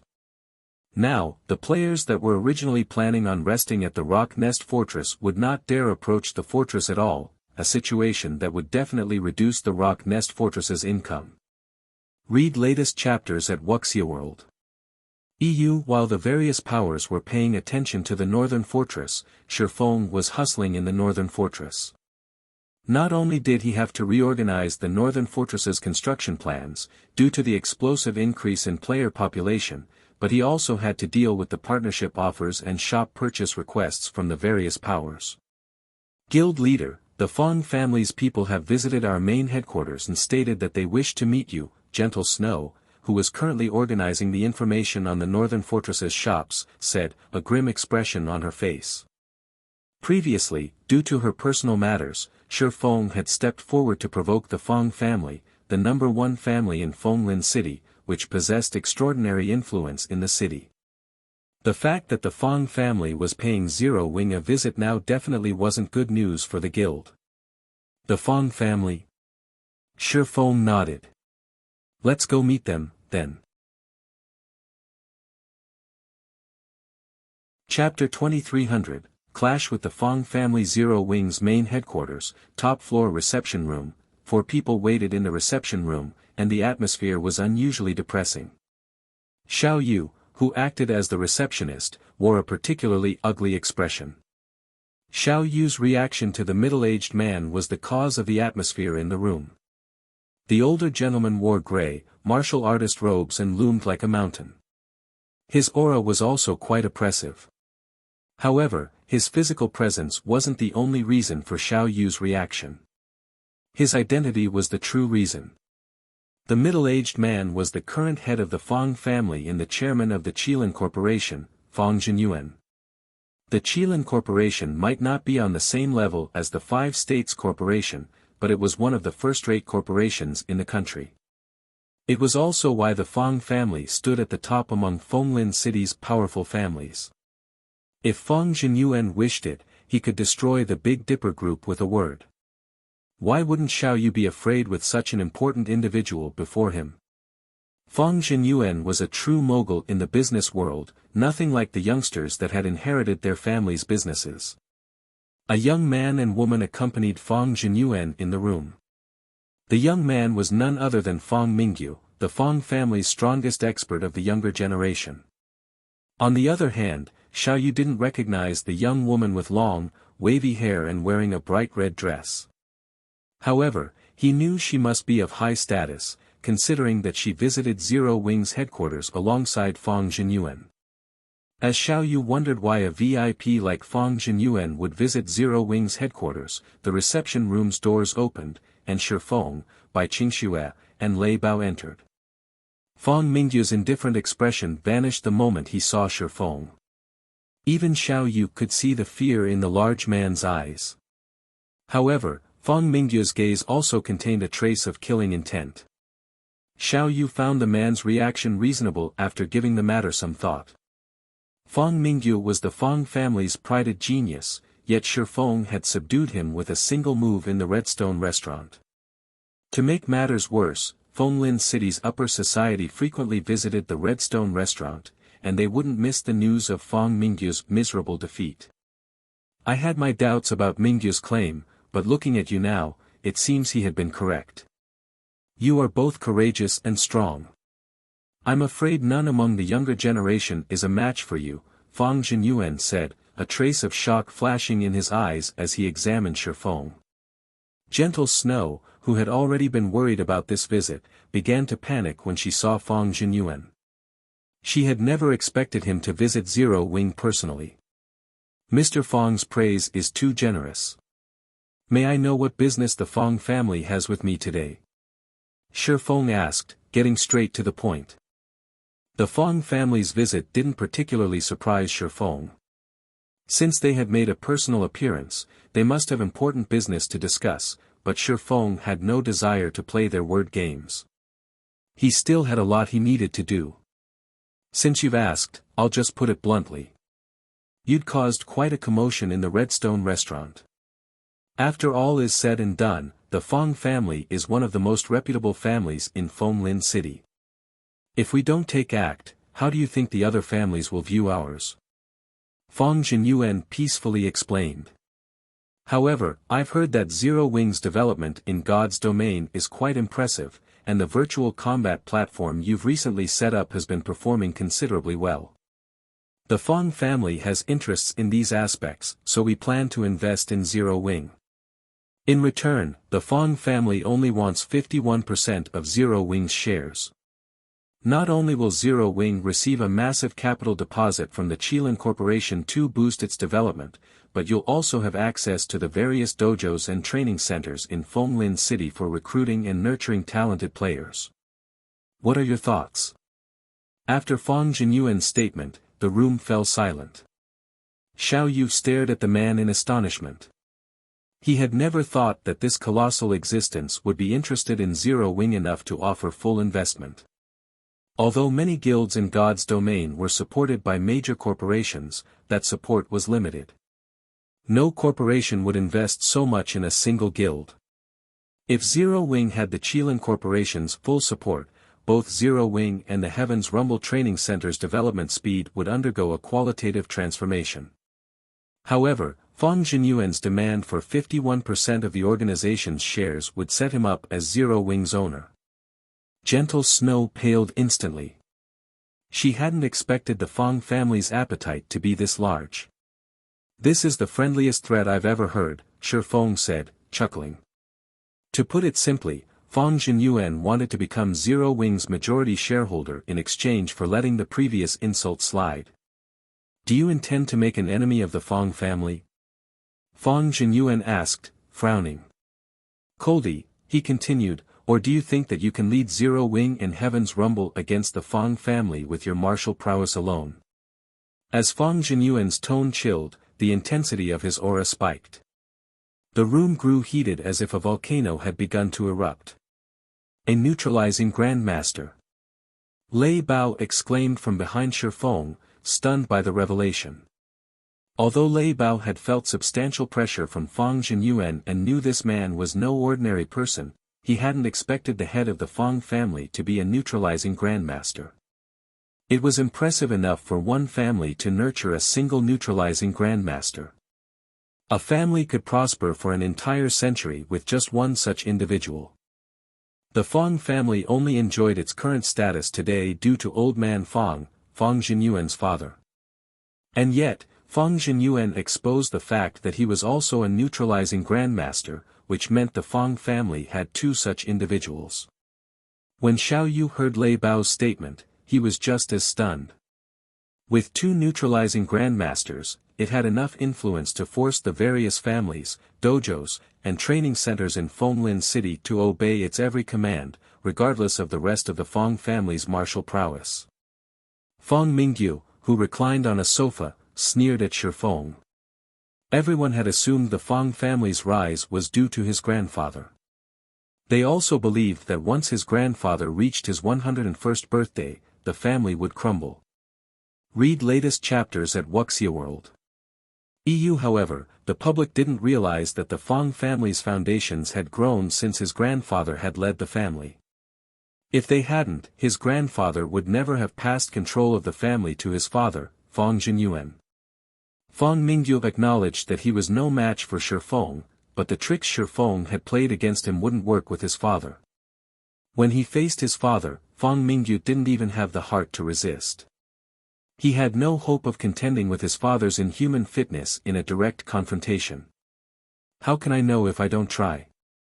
Shi Feng nonchalantly replied. "Good. Let me see if you're as strong as you claim." Fang Jinyuan's fist then shot toward Shi Feng with exceptional speed and grace.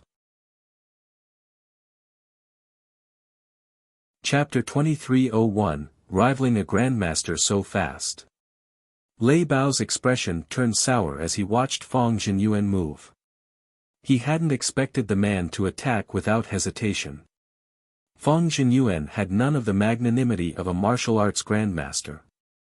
Fang Jinyuan's punch was so fast that the human body had practically no time to react. "Come!" However, Shi Feng had reacted as Fang Jinyuan's fist had begun to move. Neutralizing Grandmaster's mental processing speed was far faster than an ordinary human's. Their sensitivity to danger was easily 10 times sharper than an ordinary person's, as well. They could sense an incoming attack before the enemy even moved, which was why neutralizing Grandmasters were so frightening. Since this was his first time fighting a neutralizing Grandmaster in the real world, Shi Feng decided to greet the hit with a punch of his own, rather than dodge. Like Fang Jinyuan's punch, Shi Feng lacked any flowery movements. It was standard, textbook punch. Suicidal bastard. Fang Mingyu could not help but grin as he watched. Fang Mingyu had recognized that Shi Feng was weaker than he was during their clash in the Redstone restaurant, not to mention his father. His father might be old, but thanks to modem technology like the life potion, he maintained his peak condition even at his age. In fact, Fang Jinyuan's body wouldn't even begin to deteriorate for another 2 decades. The fact that Shi Feng chose to face the hit head-on was suicidal. Boom! As the two fists collided, the air between them compressed and shattered, the shockwave cracking the marble ground beneath them. The room shook slightly, and even Bai Qingxue stumbled backward. After the clash, Shi Feng and Fang Jinyuan took a step back, the ground under their feet slightly sunken. How is this possible? Fang Mingyu stared at Shi Feng with wide, shocked eyes when he saw the younger man completely unharmed from the exchange.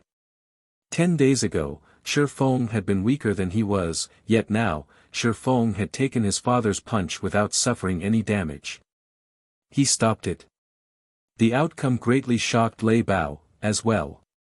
He knew that Shi Feng was a neutralizing grandmaster, but Fang Jinyuan had walked this path for decades now.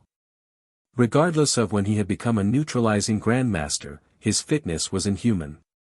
Shi Feng should have no hope of matching the older man in this regard. Moreover, Fang Jinyuan's punch had been out of this world.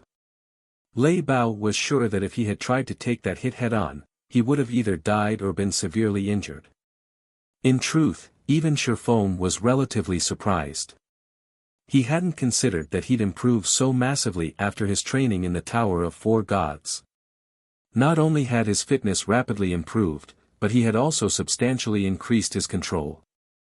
He had successfully implemented some of the sword's transmigration's principles in his punch, diverting a portion of Fang Jinyuan's strength downward. This was why he had been able to face that hit without injury. If this fight had taken place after Shi Feng had just broken through to the Grandmaster realm, he would have definitely taken damage from Fang Jinyuan's punch. Is this the strength of neutralizing Grandmasters? Bai Qingxue thought as she gazed down at the shattered floor and felt the stifling auras radiating off of Shi Feng and Fang Jinyuan. This seemed more like a fight between mechanical beasts, rather than a fight between humans. It was no wonder why Fenglin City's various families were so afraid of the Fang family. Meanwhile, Shi Feng and Fang Jinyuan didn't continue to fight after exchanging hits. Instead, they took a moment to observe each other in silence.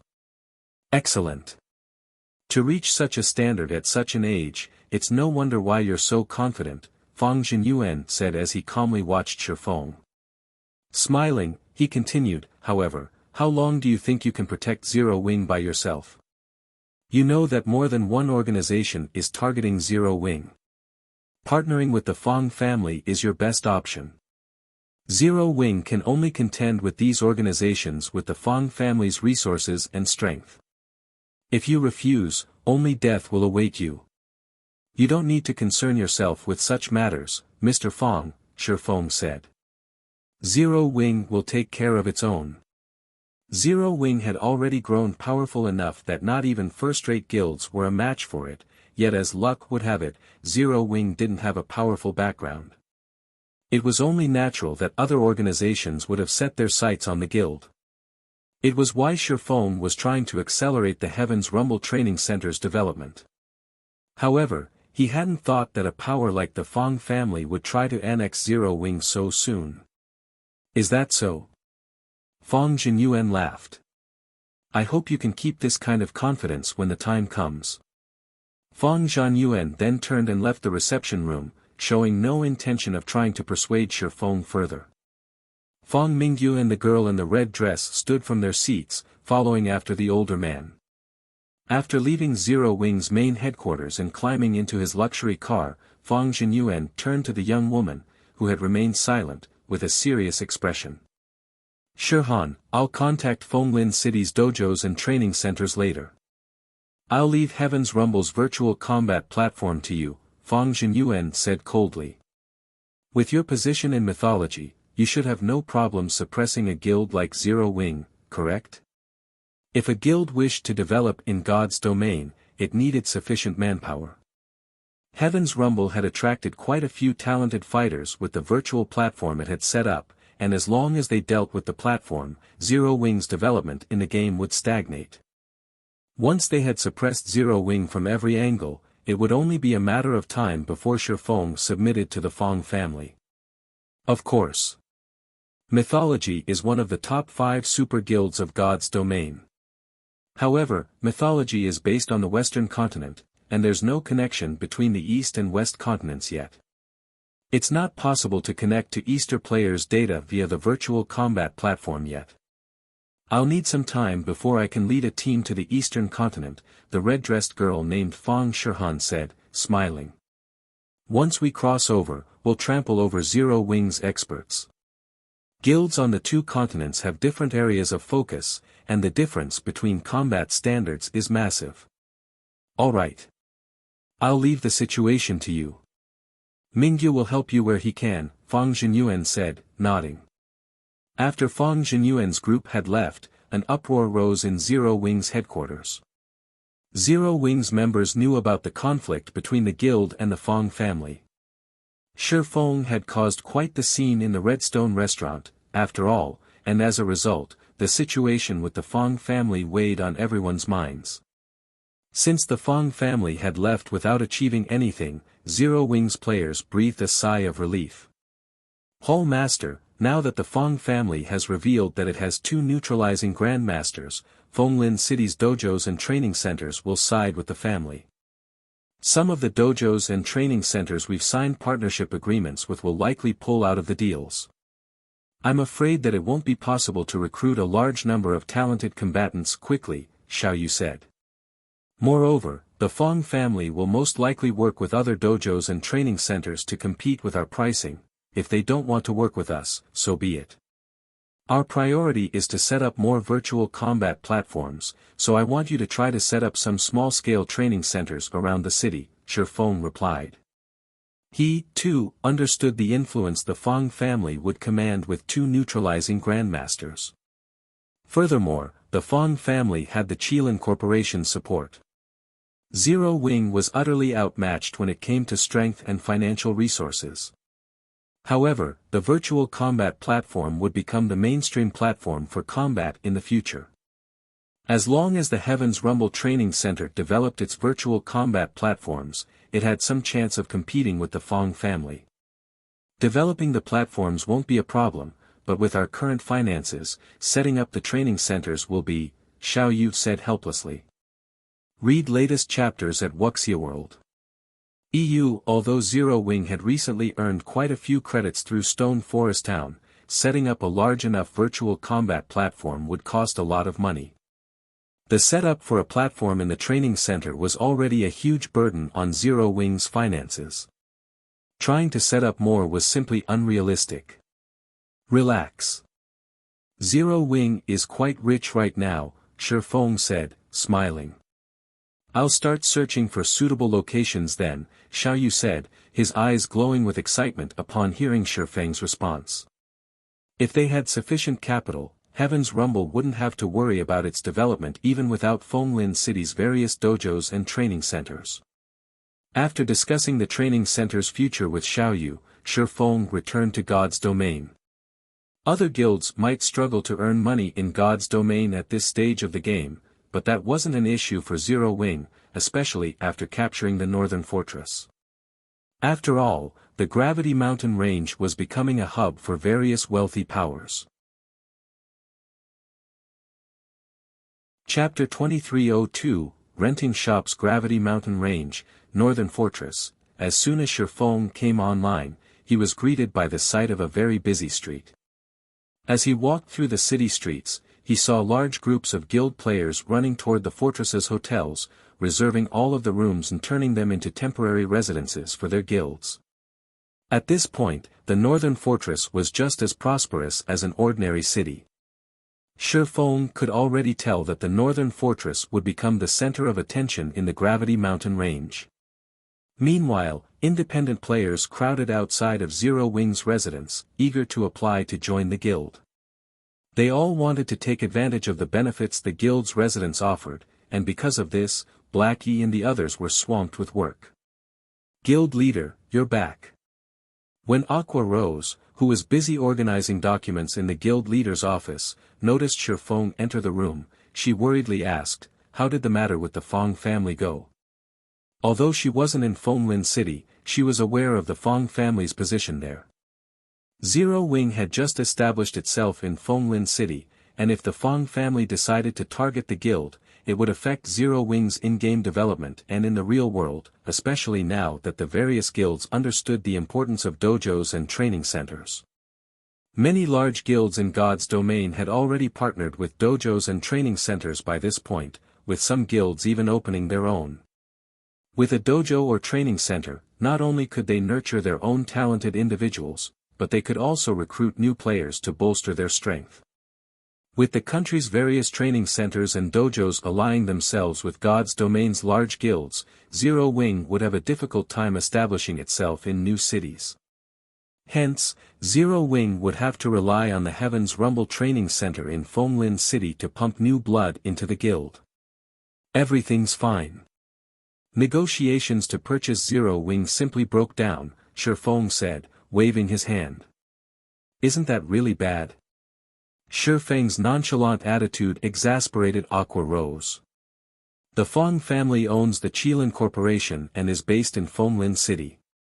The Feng family won't have any trouble targeting us. All it would need to do is contact Fenglin City's dojos and training centers and instruct them to compete with our prices. If that happens, nobody will visit the Heaven's Rumble Training Center. The Heaven's Rumble Training Center was Zero Wing's main source of new, talented players right now. If nobody visited the training center, Zero Wing wouldn't have anyone new to recruit. Moreover, the Feng family could easily afford to poach Heaven's Rumble's new members by offering them a high payout. Not only would the Feng family cut off Zero Wing's supply of new blood, but the Heaven's Rumble would become a burden on Zero Wing's finances, as well.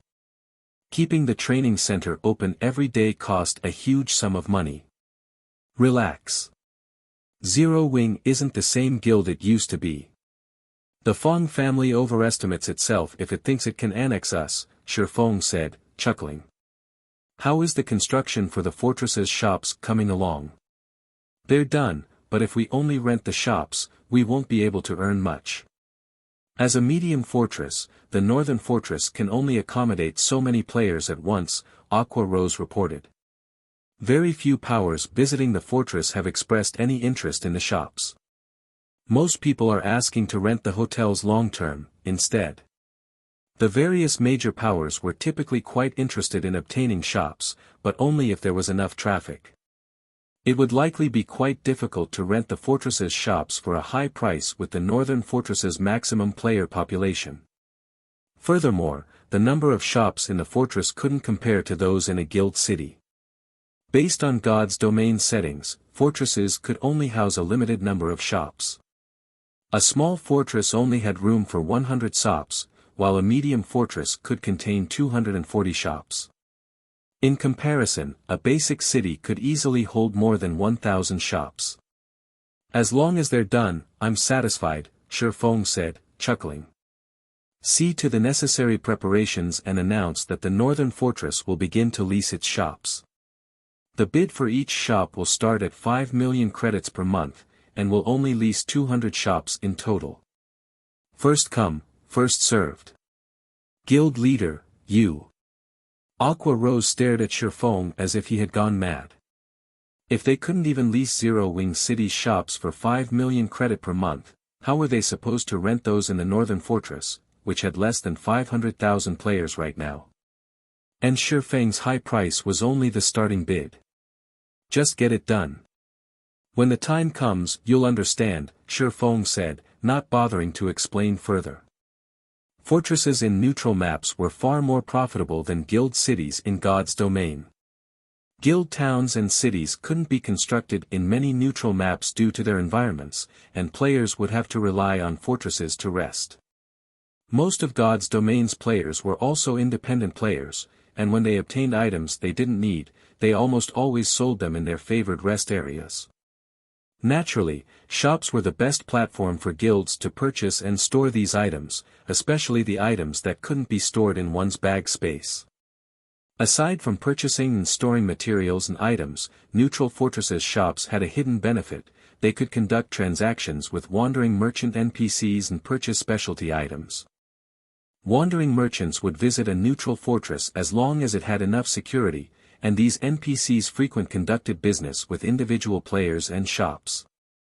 However, wandering merchants would only offer to sell their specialty items to shops. One such specialty item was the Advanced Wanderers Camp. With this item, a team could set up a temporary resting area in a neutral map. Although each Advanced Wanderers Camp could only be used 3 times, and each use had a 1-day duration, it would help a team fully recover their stamina and concentration without cutting their exploration short to return to a city or fortress. The Advanced Wanderers Camp was an absolute treasure to exploration teams. Sometimes, if players were lucky, they would even encounter wandering merchants that were interested in selling super rare mini mobile camp. Unlike the Advanced Wanderers Camp, the mini mobile camp was permanent. It could only accommodate 100 players at a time, but a team could use it indefinitely. It only cost a few magic crystals for each activation. Read latest chapters at Wuxia World. The smallest fortress wandering merchant NPCs would visit was a medium fortress, which was why the various powers had fought so desperately to capture neutral medium fortresses and larger during Shifeng's previous life. Every neutral medium fortress was a goldmine and definitely worth waging a war to acquire. To increase their chances of developing in neutral maps, the various powers wouldn't spare any cost when renting a fortress's shops. As long as one owned a medium fortress or larger in a neutral map, they wouldn't have to worry about needing a source of income, especially if that fortress was the Northern Fortress. Currently, it was the only fortress in the Gravity Mountain range that had returned scrolls, and there were plenty of unexplored ruins in the Gravity Mountain range. Zero Wing wouldn't need to worry about no one renting the fortress's shops. After verifying Shifeng's instructions, Aqua Rose informed the public that the Northern Fortress's shops were available for rent. Chapter 2303, Beginning of Turmoil. When news of the Northern Fortress's shops' availability went public, the various major powers that had already shifted their bases to the fortress heard about it immediately. No power would turn down the opportunity to own a fortress's shop, especially one in the Northern Fortress. At this point, the Northern Fortress was almost guaranteed to become the heart of the Gravity Mountain range. The various superpowers might capture the map's other fortresses, even one of the 2 remaining medium fortresses, but they weren't likely to secure a fortress as popular as the Northern Fortress. The Northern Fortress had already begun to build its advantages, while none of the others had been captured yet. However, before Dragonheart Island's various powers could focus on the Northern Fortress's shops, a system announcement reached every player in the game. System announcement: a player has triggered an epic main storyline quest and activated the new expansion pack, Invasion of Other Planes. Planar passages connecting to other worlds will begin to open in 3 hours. Every player on the God's Domain continent was stunned, not to mention the players on Dragonheart Island. After a dazed moment, they were all ecstatic. Everyone knew that otherworlds were resource treasure troves, but it wasn't easy to enter an otherworld. It was wonderful news that passages to multiple otherworlds were about to open. Guild leader, this is wonderful. With these planar passages, we won't have to worry about securing level 100 weapons and equipment anymore. Aqua Rose exclaimed. Zero Wing had a better understanding of otherworlds' available resources than other powers. Take the Ice Crystal World, for example. The Ice Crystal World possessed various unique materials and superior forging techniques. The guild had earned a fortune by exploiting these advantages. Unfortunately, when the teleportation gate to the Ice Crystal World had opened in Lake Heart City, Zero Wing's income from the otherworld had significantly decreased. This system announcement regarding the planar passages was undoubtedly good news for Zero Wing. How did this happen so soon? In contrast to Aqua Rose's reaction, Shifeng's expression turned gloomy when he heard the system announcement. The planar passage's activation would bring an abundance of rare resources to God's Domain's main continent, but it would also bring trouble. The flood of new players to the continent would be one of the biggest problems. Many players resided in otherworlds, and once these planar passages began to open, those players could travel between the main continent and the otherworlds as well. Because of this, these otherworlds players would surge to the main continent in droves, as would many new powers. Competition on the main continent was already intense. It was easy to imagine what kind of outcome God's domain would see if a large number of new competitors suddenly joined the fray.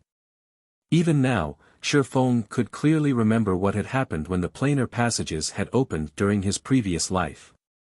A massive change had rocked God's domain's various powers, with countless powers perishing during the invasion. Not even superpowers had been spared. Although other worlds were small, only half the size of a kingdom, their players' standards differed due to the otherworld's environments. Some otherworld players were weaker than those on the main continent, while others were stronger. The ice crystal world was among average among the multitude of otherworlds. In some of the stronger otherworlds, players had no issues obtaining legacies, while others made it easier for players to convert to stronger races. These players tended to have greater combat power and higher levels than those on the main continent. Zero Wing had just recently become a pseudo-superpower and had yet to reinforce its foundations. Dealing with these otherworld players and powers wouldn't help Zero Wing. As far as Shifeng could remember, many players had already risen to Tier 3 when the planar passages had activated in the past. Since this expansion had been triggered so early in this life, the competition between players would become even more intense than he remembered. Back then, the main continent's powers had already solidified their rule in level 100+ neutral maps. Attempting to dethrone them had been an incredibly difficult task. However, players hadn't claimed the level 100+ neutral maps in this life yet, and once the otherworld players and powers arrived on the continent, the competition for these maps would grow to unprecedented levels. I need to move forward with my plans. Shifeng gritted his teeth as he examined at Zero Wing's current statistics. After giving the matter some thought, he turned to Aqua Rose and commanded, "Aqua, notify the management in Zero Wing City and tell them to only accept credits in the shops. Also, we need to expand and recruit throughout the Dark Knight Empire." The planar passages would open all over the main continent. If Zero Wing wanted to survive the upcoming war, it needed to increase its overall strength as soon as possible. Shifeng hadn't wanted to expand the guild too quickly, originally. More guild members meant higher costs for the guild, and if Zero Wing couldn't afford the new expenditures, the guild's development would regress. Thus, Shifeng had decided to slow the guild's expansion, allowing Zero Wing to develop organically, unlike powers that rapidly increased their member count. Unfortunately, he couldn't afford to wait with the planar passages about to open. The gears of a new era had already begun to turn. If Zero Wing didn't have enough manpower, others would easily invade and usurp its territories, especially now that the Fong family had decided to target the Heaven's Rumble Training Center. Having received her orders, Aqua Rose quickly contacted the players that managed Zero Wing City, informing them that the guild would only accept credits as payment in its shops. Shifeng also instructed Aqua Rose to find a method to recruit more secret silver guards with the growth potential to nearly rival fine gold rank. He currently possessed quite a bit of soul essence on him, which he could use to increase personal guards' growth potential. Although he could also use the soul essence on the guild's fine gold guards, it wasn't so easy to collect. Even after slaying all of the monsters in the northern fortress, he had only acquired 90 drops. With so little, he'd only be able to upgrade a few fine gold guards. Rather, he could upgrade a large number of secret silver guards with high growth potential to fine gold rank. Although there was only one rank between secret silver and fine gold guards, the difference between them was akin to the difference between peak experts and apex experts. If he could acquire a large group of level 100+ fine gold guards at this stage of the game, he'd have a mobile killing machine. Read latest chapters at Wuxia World. Shifeng also intended to use the 2 remaining teleportation tokens to send Fire Dance, Gentle Snow, Violet Cloud, and Aqua Rose to train in the Tower of 4 Gods. Zero Wing had more than 100 refinement realm experts and barely any peak experts. It was the guild's fatal flaw. As players started to reach level 100, and the system removed their restrictions, the difference between experts' combat standards would grow, as well. It would become a lot more challenging to make up for that difference by relying on basic attributes. It was absolutely crucial that Zero Wing nurture more peak experts as quickly as possible. Once Shifeng had handled these affairs, the sound of another system notification reached his ears. System announcement: planar passages have opened. Players can now visit their local planar passage to travel between worlds. Chapter 2304, Planar Passages activated. Star Moon Kingdom, Star Moon City. Players flowed in and out of the lively teleportation hall. Merchant players and well-known adventurer teams from other kingdoms and empires were a common sight in and around the building. Although Star Moon City wasn't as prosperous as White River City, as Star Moon Kingdom's transit hub and the closest city to the Or Empire in the kingdom, many players frequented the city. Star Moon City was already a large city with more than 9 million player residents. It was above average among God's Domain's various capital cities. Suddenly, a group of players with dark marks on their foreheads arrived in the teleportation hall. When the other players in the hall noticed them, they fell silent. Every one of these 100-plus players had reached level 92 or 93. Right now, the highest-leveled player on the kingdom's ranking list was only level 88. Moreover, the experts in the area felt a powerful pressure from the group of strangers as if they stood before a small force of high-level great lords. The combined aura could even deter refinement realm experts from approaching.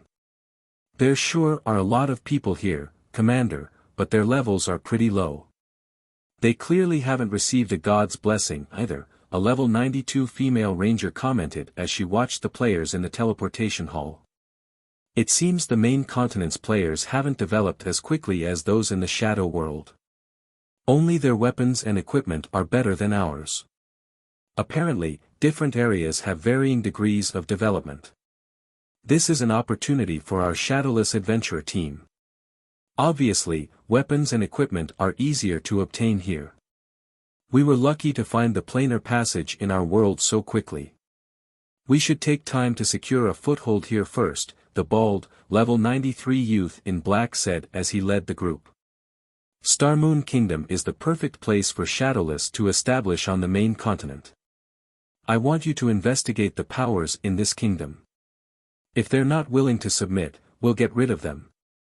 The 100-plus players promptly split up, and every other player who had overheard the bald youth's order began to panic. Meanwhile, otherworld players began to arrive in the main continent's various kingdoms and empires, intensifying the chaos on the main continent. While otherworld players began to flood the main continent, something surprising occurred in the Gravity Mountain Range's northern fortress. Shifeng had estimated that it would take some time to lease out the fortress's shops. It would be a while before players discovered the benefits of a medium fortress's shops, after all. However, in less than a day, Dragonheart Island's various powers had claimed over 100 shops for themselves. Although these powers didn't plan to rent the shops long-term, only agreeing to the first month, it instantly earned Shifeng over 600 million credits. Including the income from Zero Wing City, he had a total of 800 million credits on hand. Once the credits were in his account, Shifeng instructed Xiao Yu to move forward with their agreed plans. They might not be able to establish many large-scale training centers in Fenglin City, but 7 or 8 small training centers wouldn't be a problem. Furthermore, the branch training centers' main purpose was to promote the virtual combat platform and encourage the city's players to train in the Heaven's Rumble Training Center habitually. Hence, they wouldn't need to purchase a lot of equipment for the branch locations. Once the branches opened to the public, and with Zero Wing's fame, they wouldn't need to worry about a lack of God's Domain players visiting Heaven's Rumble. This would also allow Zero Wing to recruit fresh blood in God's Domain. Shifeng had also earned a lot of ancient gold from the northern fortress. Normally, a small fortress, at its peak, would only earn 4,000 or 5,000 ancient gold per day, and small fortresses that had recently opened to the public would be lucky to earn 1,000 per day. Fortunately, the northern fortress was unimaginably popular. The various powers players already filled every hotel in the fortress. To reserve every room in a hotel, players would have to pay with ancient gold, not ancient copper or silver.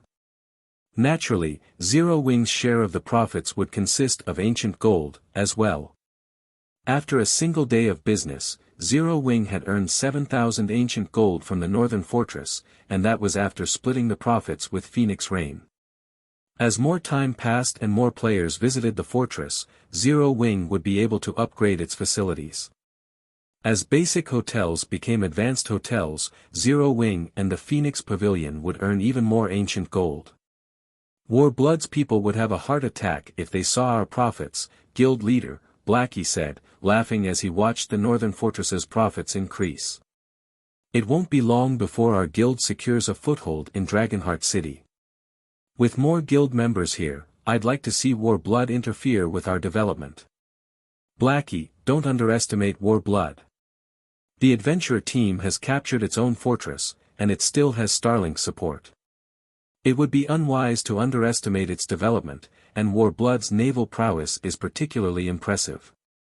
Even 13 Thrones watches its step around the adventurer team, Yen Tianqing solemnly warned his companion. Read latest chapters at Wuxia World.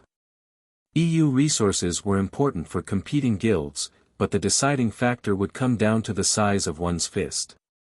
Warblood might not be a match for Zero Wing in the Gravity Mountain range, but in the Sea of Death, Zero Wing would be at its mercy.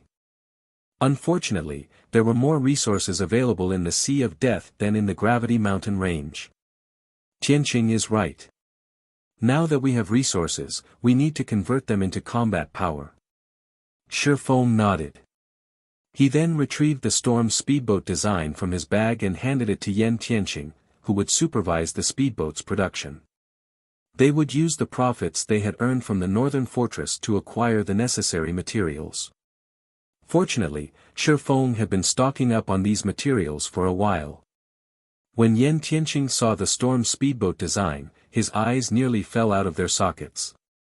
Although he was not a naval player, he had learned how valuable bronze speedboats were during the several weeks he had spent grinding in the Sea of Death. If Zero Wing had a full fleet of bronze speedboats, they could explore the Sea of Death unhindered. Once he had set Yen Tianqing with everything he needed for the Storm speedboat's production, Shifeng left the northern fortress. Once he emerged from the World Tower, he used a return scroll to teleport to White River City. He was finally prepared to challenge his Tier 3 promotion quest.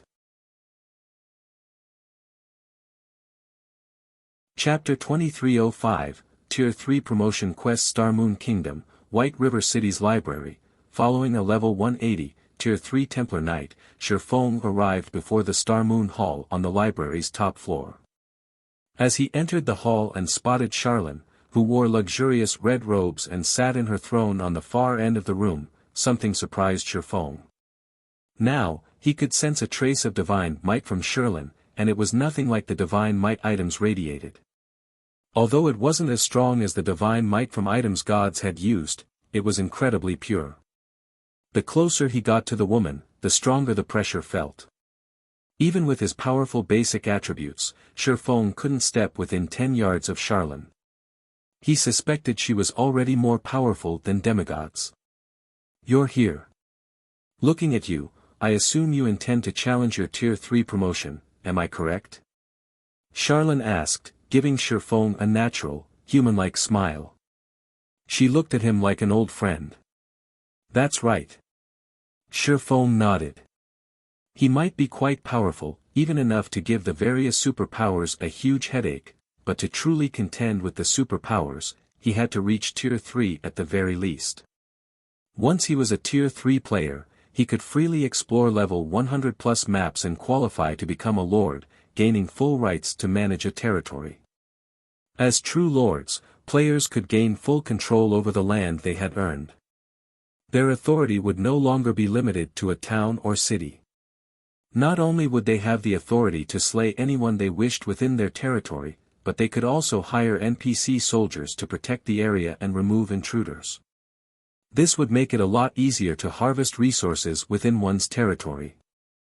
Zero Wing had the strength to protect its assets, but it couldn't contend with the various superpowers in the fields. Even an ordinary superpower had countless experts under its command, and Zero Wing would need more time before it could rival these superpowers in that regard. There were only so many level 100+ neutral maps in God's domain, and once players reached level 100, the various superpowers would begin to take their territory seriously. They would no longer be as peaceful. Shi Feng's only option was to become a lord. Once he had that status, not only would Zero Wing's ability to protect itself increase by tenfold, but the guild's development speed would also undergo a qualitative transformation. "Since you've already prepared, I won't waste your time," Charlene said, smiling. She extended a hand toward Shi Feng and continued, 300 mana stones and 20 units of 7 luminaries crystal. Shi Feng's lips twitched when he heard Charlene's price. This was daylight robbery. Since his Tier 3 promotion quest's mana stone cost had been so high, he had prepared over 300 mana stones before revisiting Charlene. Fortunately, he had also prepared 30 units of 7 luminaries crystals just in case. And of course, Charlene casually demanded 90% of the mana stones and 7 luminaries crystals he had on hand. "Here." Shi Feng growled, gritting his teeth. In the end, he had no choice but to hand the items over. Tier 3 was a huge turning point for players, and he was a Blade Saint. His wouldn't be an ordinary promotion quest.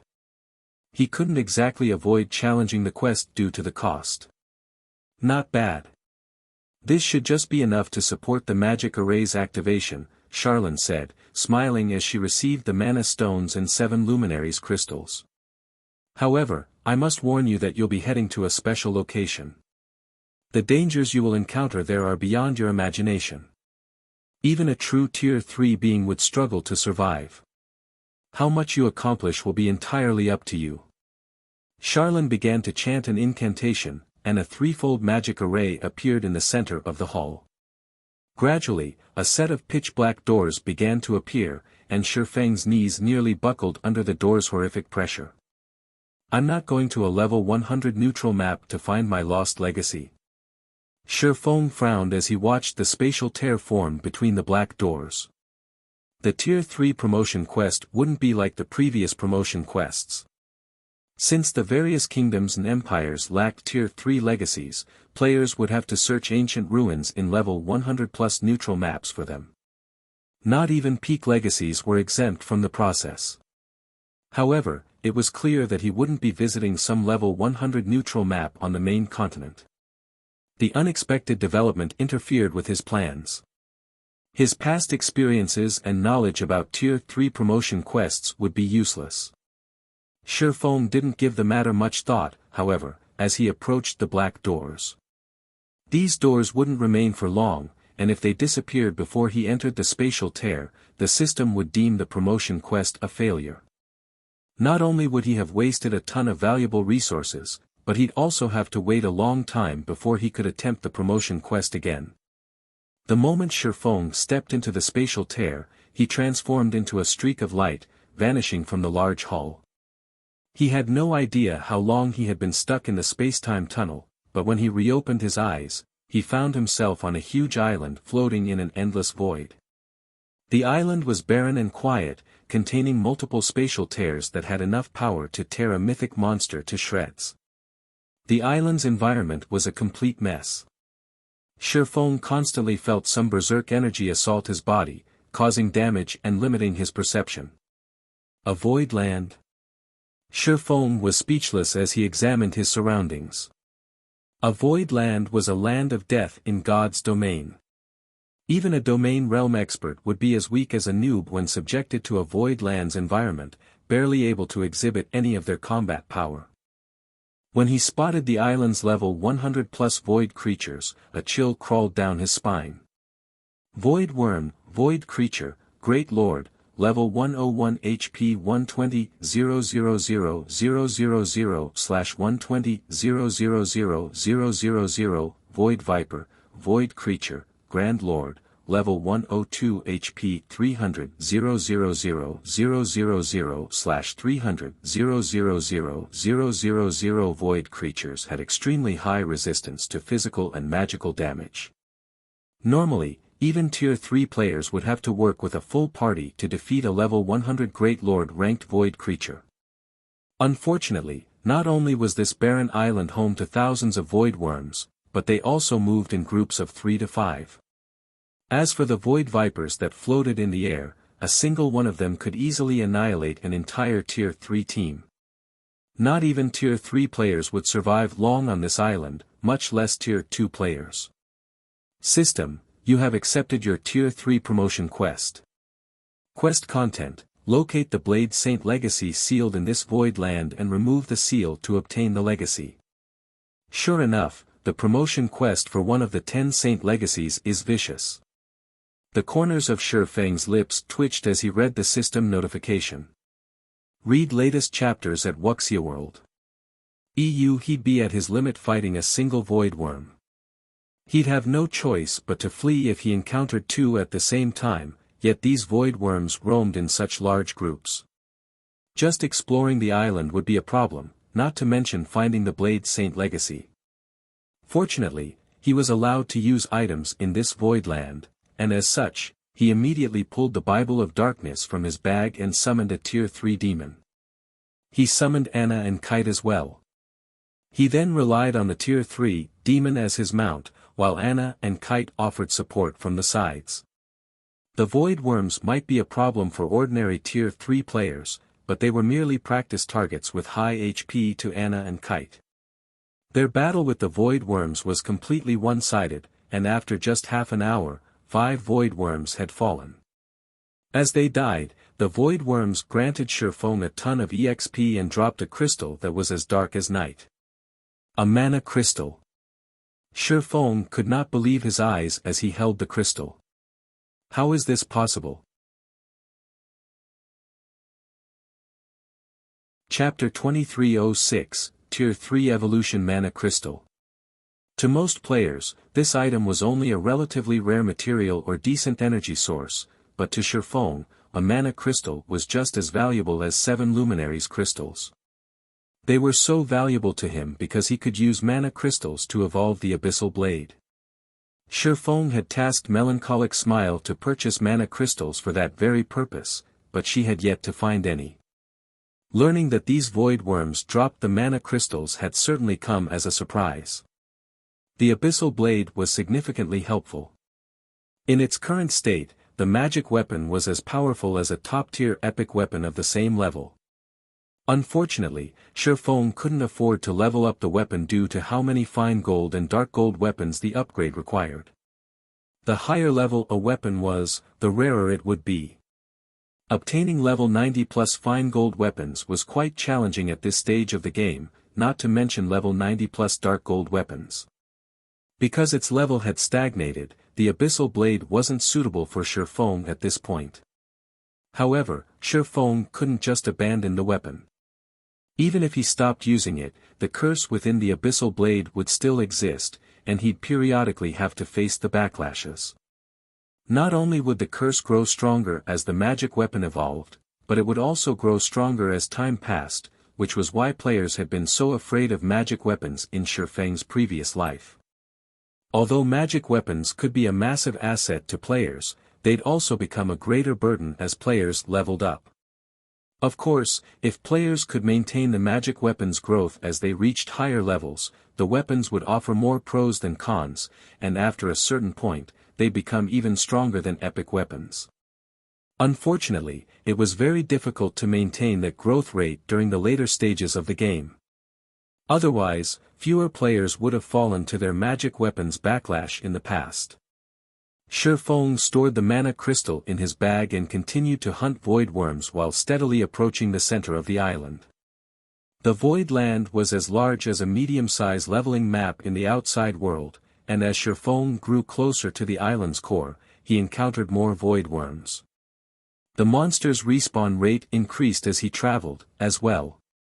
Even with Anna and Kite's help, Shifeng prioritized caution. While the 2 personal guards could withstand the Great Lord's attacks, he couldn't. Although slaying these void worms was monotonous, the bountiful EXP and occasional mana crystal motivated Shifeng. He took barely any breaks from hunting the Great Lords. After a full day of combat, Shifeng's experience bar had reached 99% of level 100. He just needed one more kill to level up, but he decided to wait for a moment. He locked his experience bar and summoned his Thunder Eagle, allowing the flying mount to benefit from the awarded EXP instead. Flying mounts and land mounts had different mechanics. While land mounts' levels would be determined by their owner's level, flying mounts had their own experience bars. This was why nurturing a flying mount was so troublesome. This quest, fortunately, offered the perfect opportunity for Shifeng to nurture his Thunder Eagle. Flying mounts in God's domain were an exceptional mode of transportation, but they were also capable fighters. For players to grow stronger, they had to constantly improve their levels, equipment, skills, and other aspects. Flying mounts, however, only needed to level up. It was easier for these mounts to evolve through their tiers than it was for players. Thus, it had become common practice for experts to disregard their levels temporarily to level up their flying mounts. The Thunder Eagle was an intermediate extraordinary flying mount, born with the strength of a great lord and extremely high growth potential. At level 100, its combat power might only be at the lower tier 3 rank, but once it reached level 110, it would rise to the intermediate tier 3 rank. At level 120, its combat power would further increase to the tier 3 upper rank standard. Aside from frantically grinding, Shifeng occasionally logged out to rest his mind and provide guidance for some of his guild members. Guild leader, Warblood and Starlink are growing restless. They're not doing much right now, but I've heard that they've decided to help 13 Thrones capture a medium fortress in the Gravity Mountain range, Blackie reported. Currently, the Northern Fortress's player population is only over 900,000. If Warblood and Starlink succeed, I'm afraid it'll affect the Northern Fortress's development. Should we send people to sabotage their plan?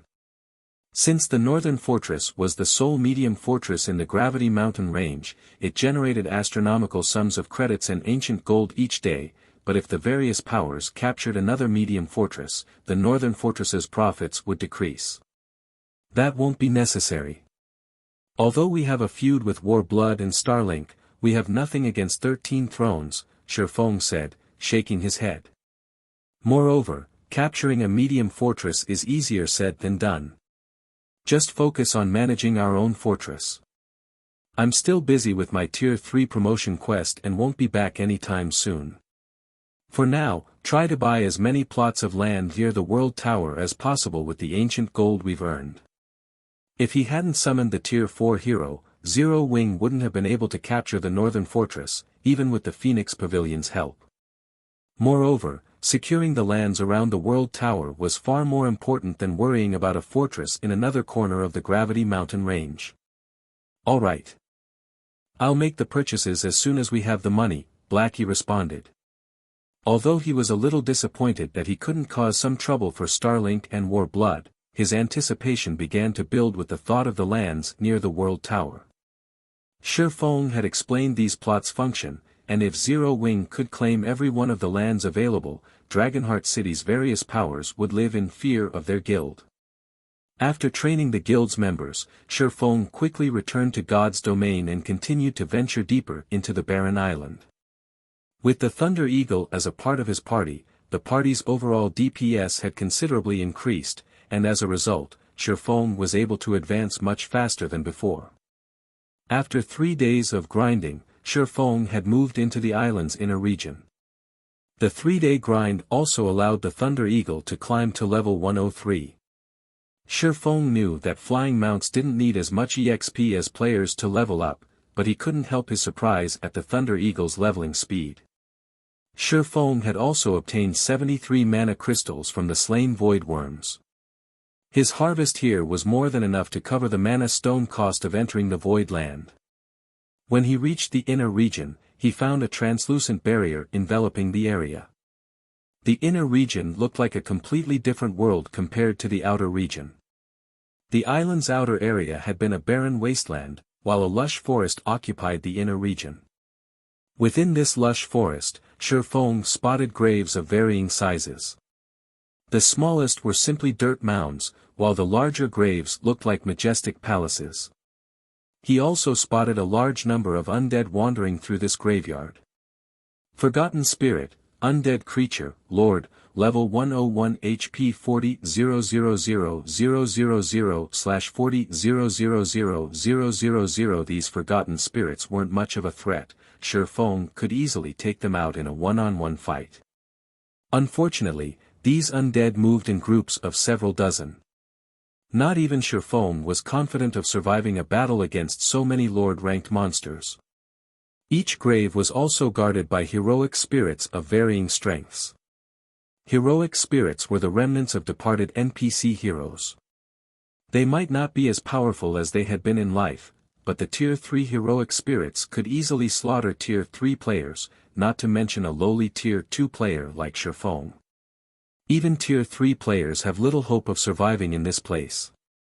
Feng could not help but frown at the undead wandering within the magic barrier. He'd have no choice but to flee from a one-on-one battle with a level 100, Tier 3 heroic spirit.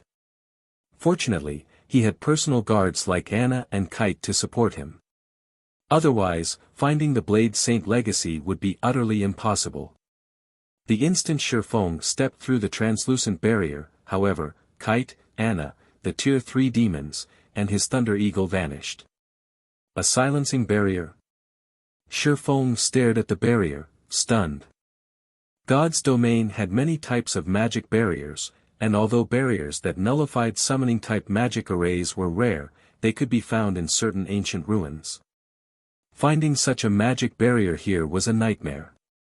An ordinary level 100, Tier 2 expert wouldn't even be a match for the Lord-ranked Forgotten Spirits in a one-on-one fight. Even a Domain Realm expert would have to flee for their lives and encountering several dozen Forgotten Spirits. As for the level 100, Tier 3 heroic spirits, Domain Realm experts wouldn't even last more than 3 seconds. It's no wonder why so few people with peak legacies manage to complete their Tier 3 promotion quest. Feng sighed ruefully as he observed the undead around him. With how the Forgotten Spirits were positioned, Feng couldn't find any loopholes to exploit. Defeating these undead would be impossible with the strength of a level 100, Tier 2 player. He would need an entire 100-man team of level 100, Tier 2 experts to accomplish the feat, right? If one's not enough, I just need to face them in a group. Struck with inspiration, Feng stepped through the barrier and summoned Kite and Anna again. He returned to grinding void worms, planning to collect the 100 mana crystals he needed to evolve the Abyssal Blade. Read latest chapters at Wuxia World. EU of the weapons at hand, the Abyssal Blade allowed him to execute the highest number of attacks simultaneously. With 9 Dragon Slash, he could summon 16 Abyssal Blade Phantoms, which not even the Twilight Blade could do. If he could upgrade the Abyssal Blade to Tier 3, 9 Dragon Slash would undergo a qualitative transformation, allowing him to summon even more Phantoms. It might just be enough to help him defeat so many monsters. With this plan in mind, Feng spent another day or so slaying void worms, eventually gathering the 100 mana crystals. The instant Feng picked up the 100th mana crystal, the sound of a system notification reached his ears. System, 100 mana crystals detected. Conditions to evolve the Abyssal Blade met. Do you wish to evolve the Abyssal Blade? Retrieving the long-forgotten magic weapon from his bag, Feng took a deep breath and declared, "Evolve." You're tuning into the Han Li's Wuxia Chronicles YouTube channel. We're so grateful for your support, and don't forget to subscribe to join us on this incredible journey through captivating stories. Your generosity through donations truly makes a world of difference, as it's the primary source of revenue that allows me to expand and enhance this channel for you. Thank you from the bottom of my heart for being a part of this adventure.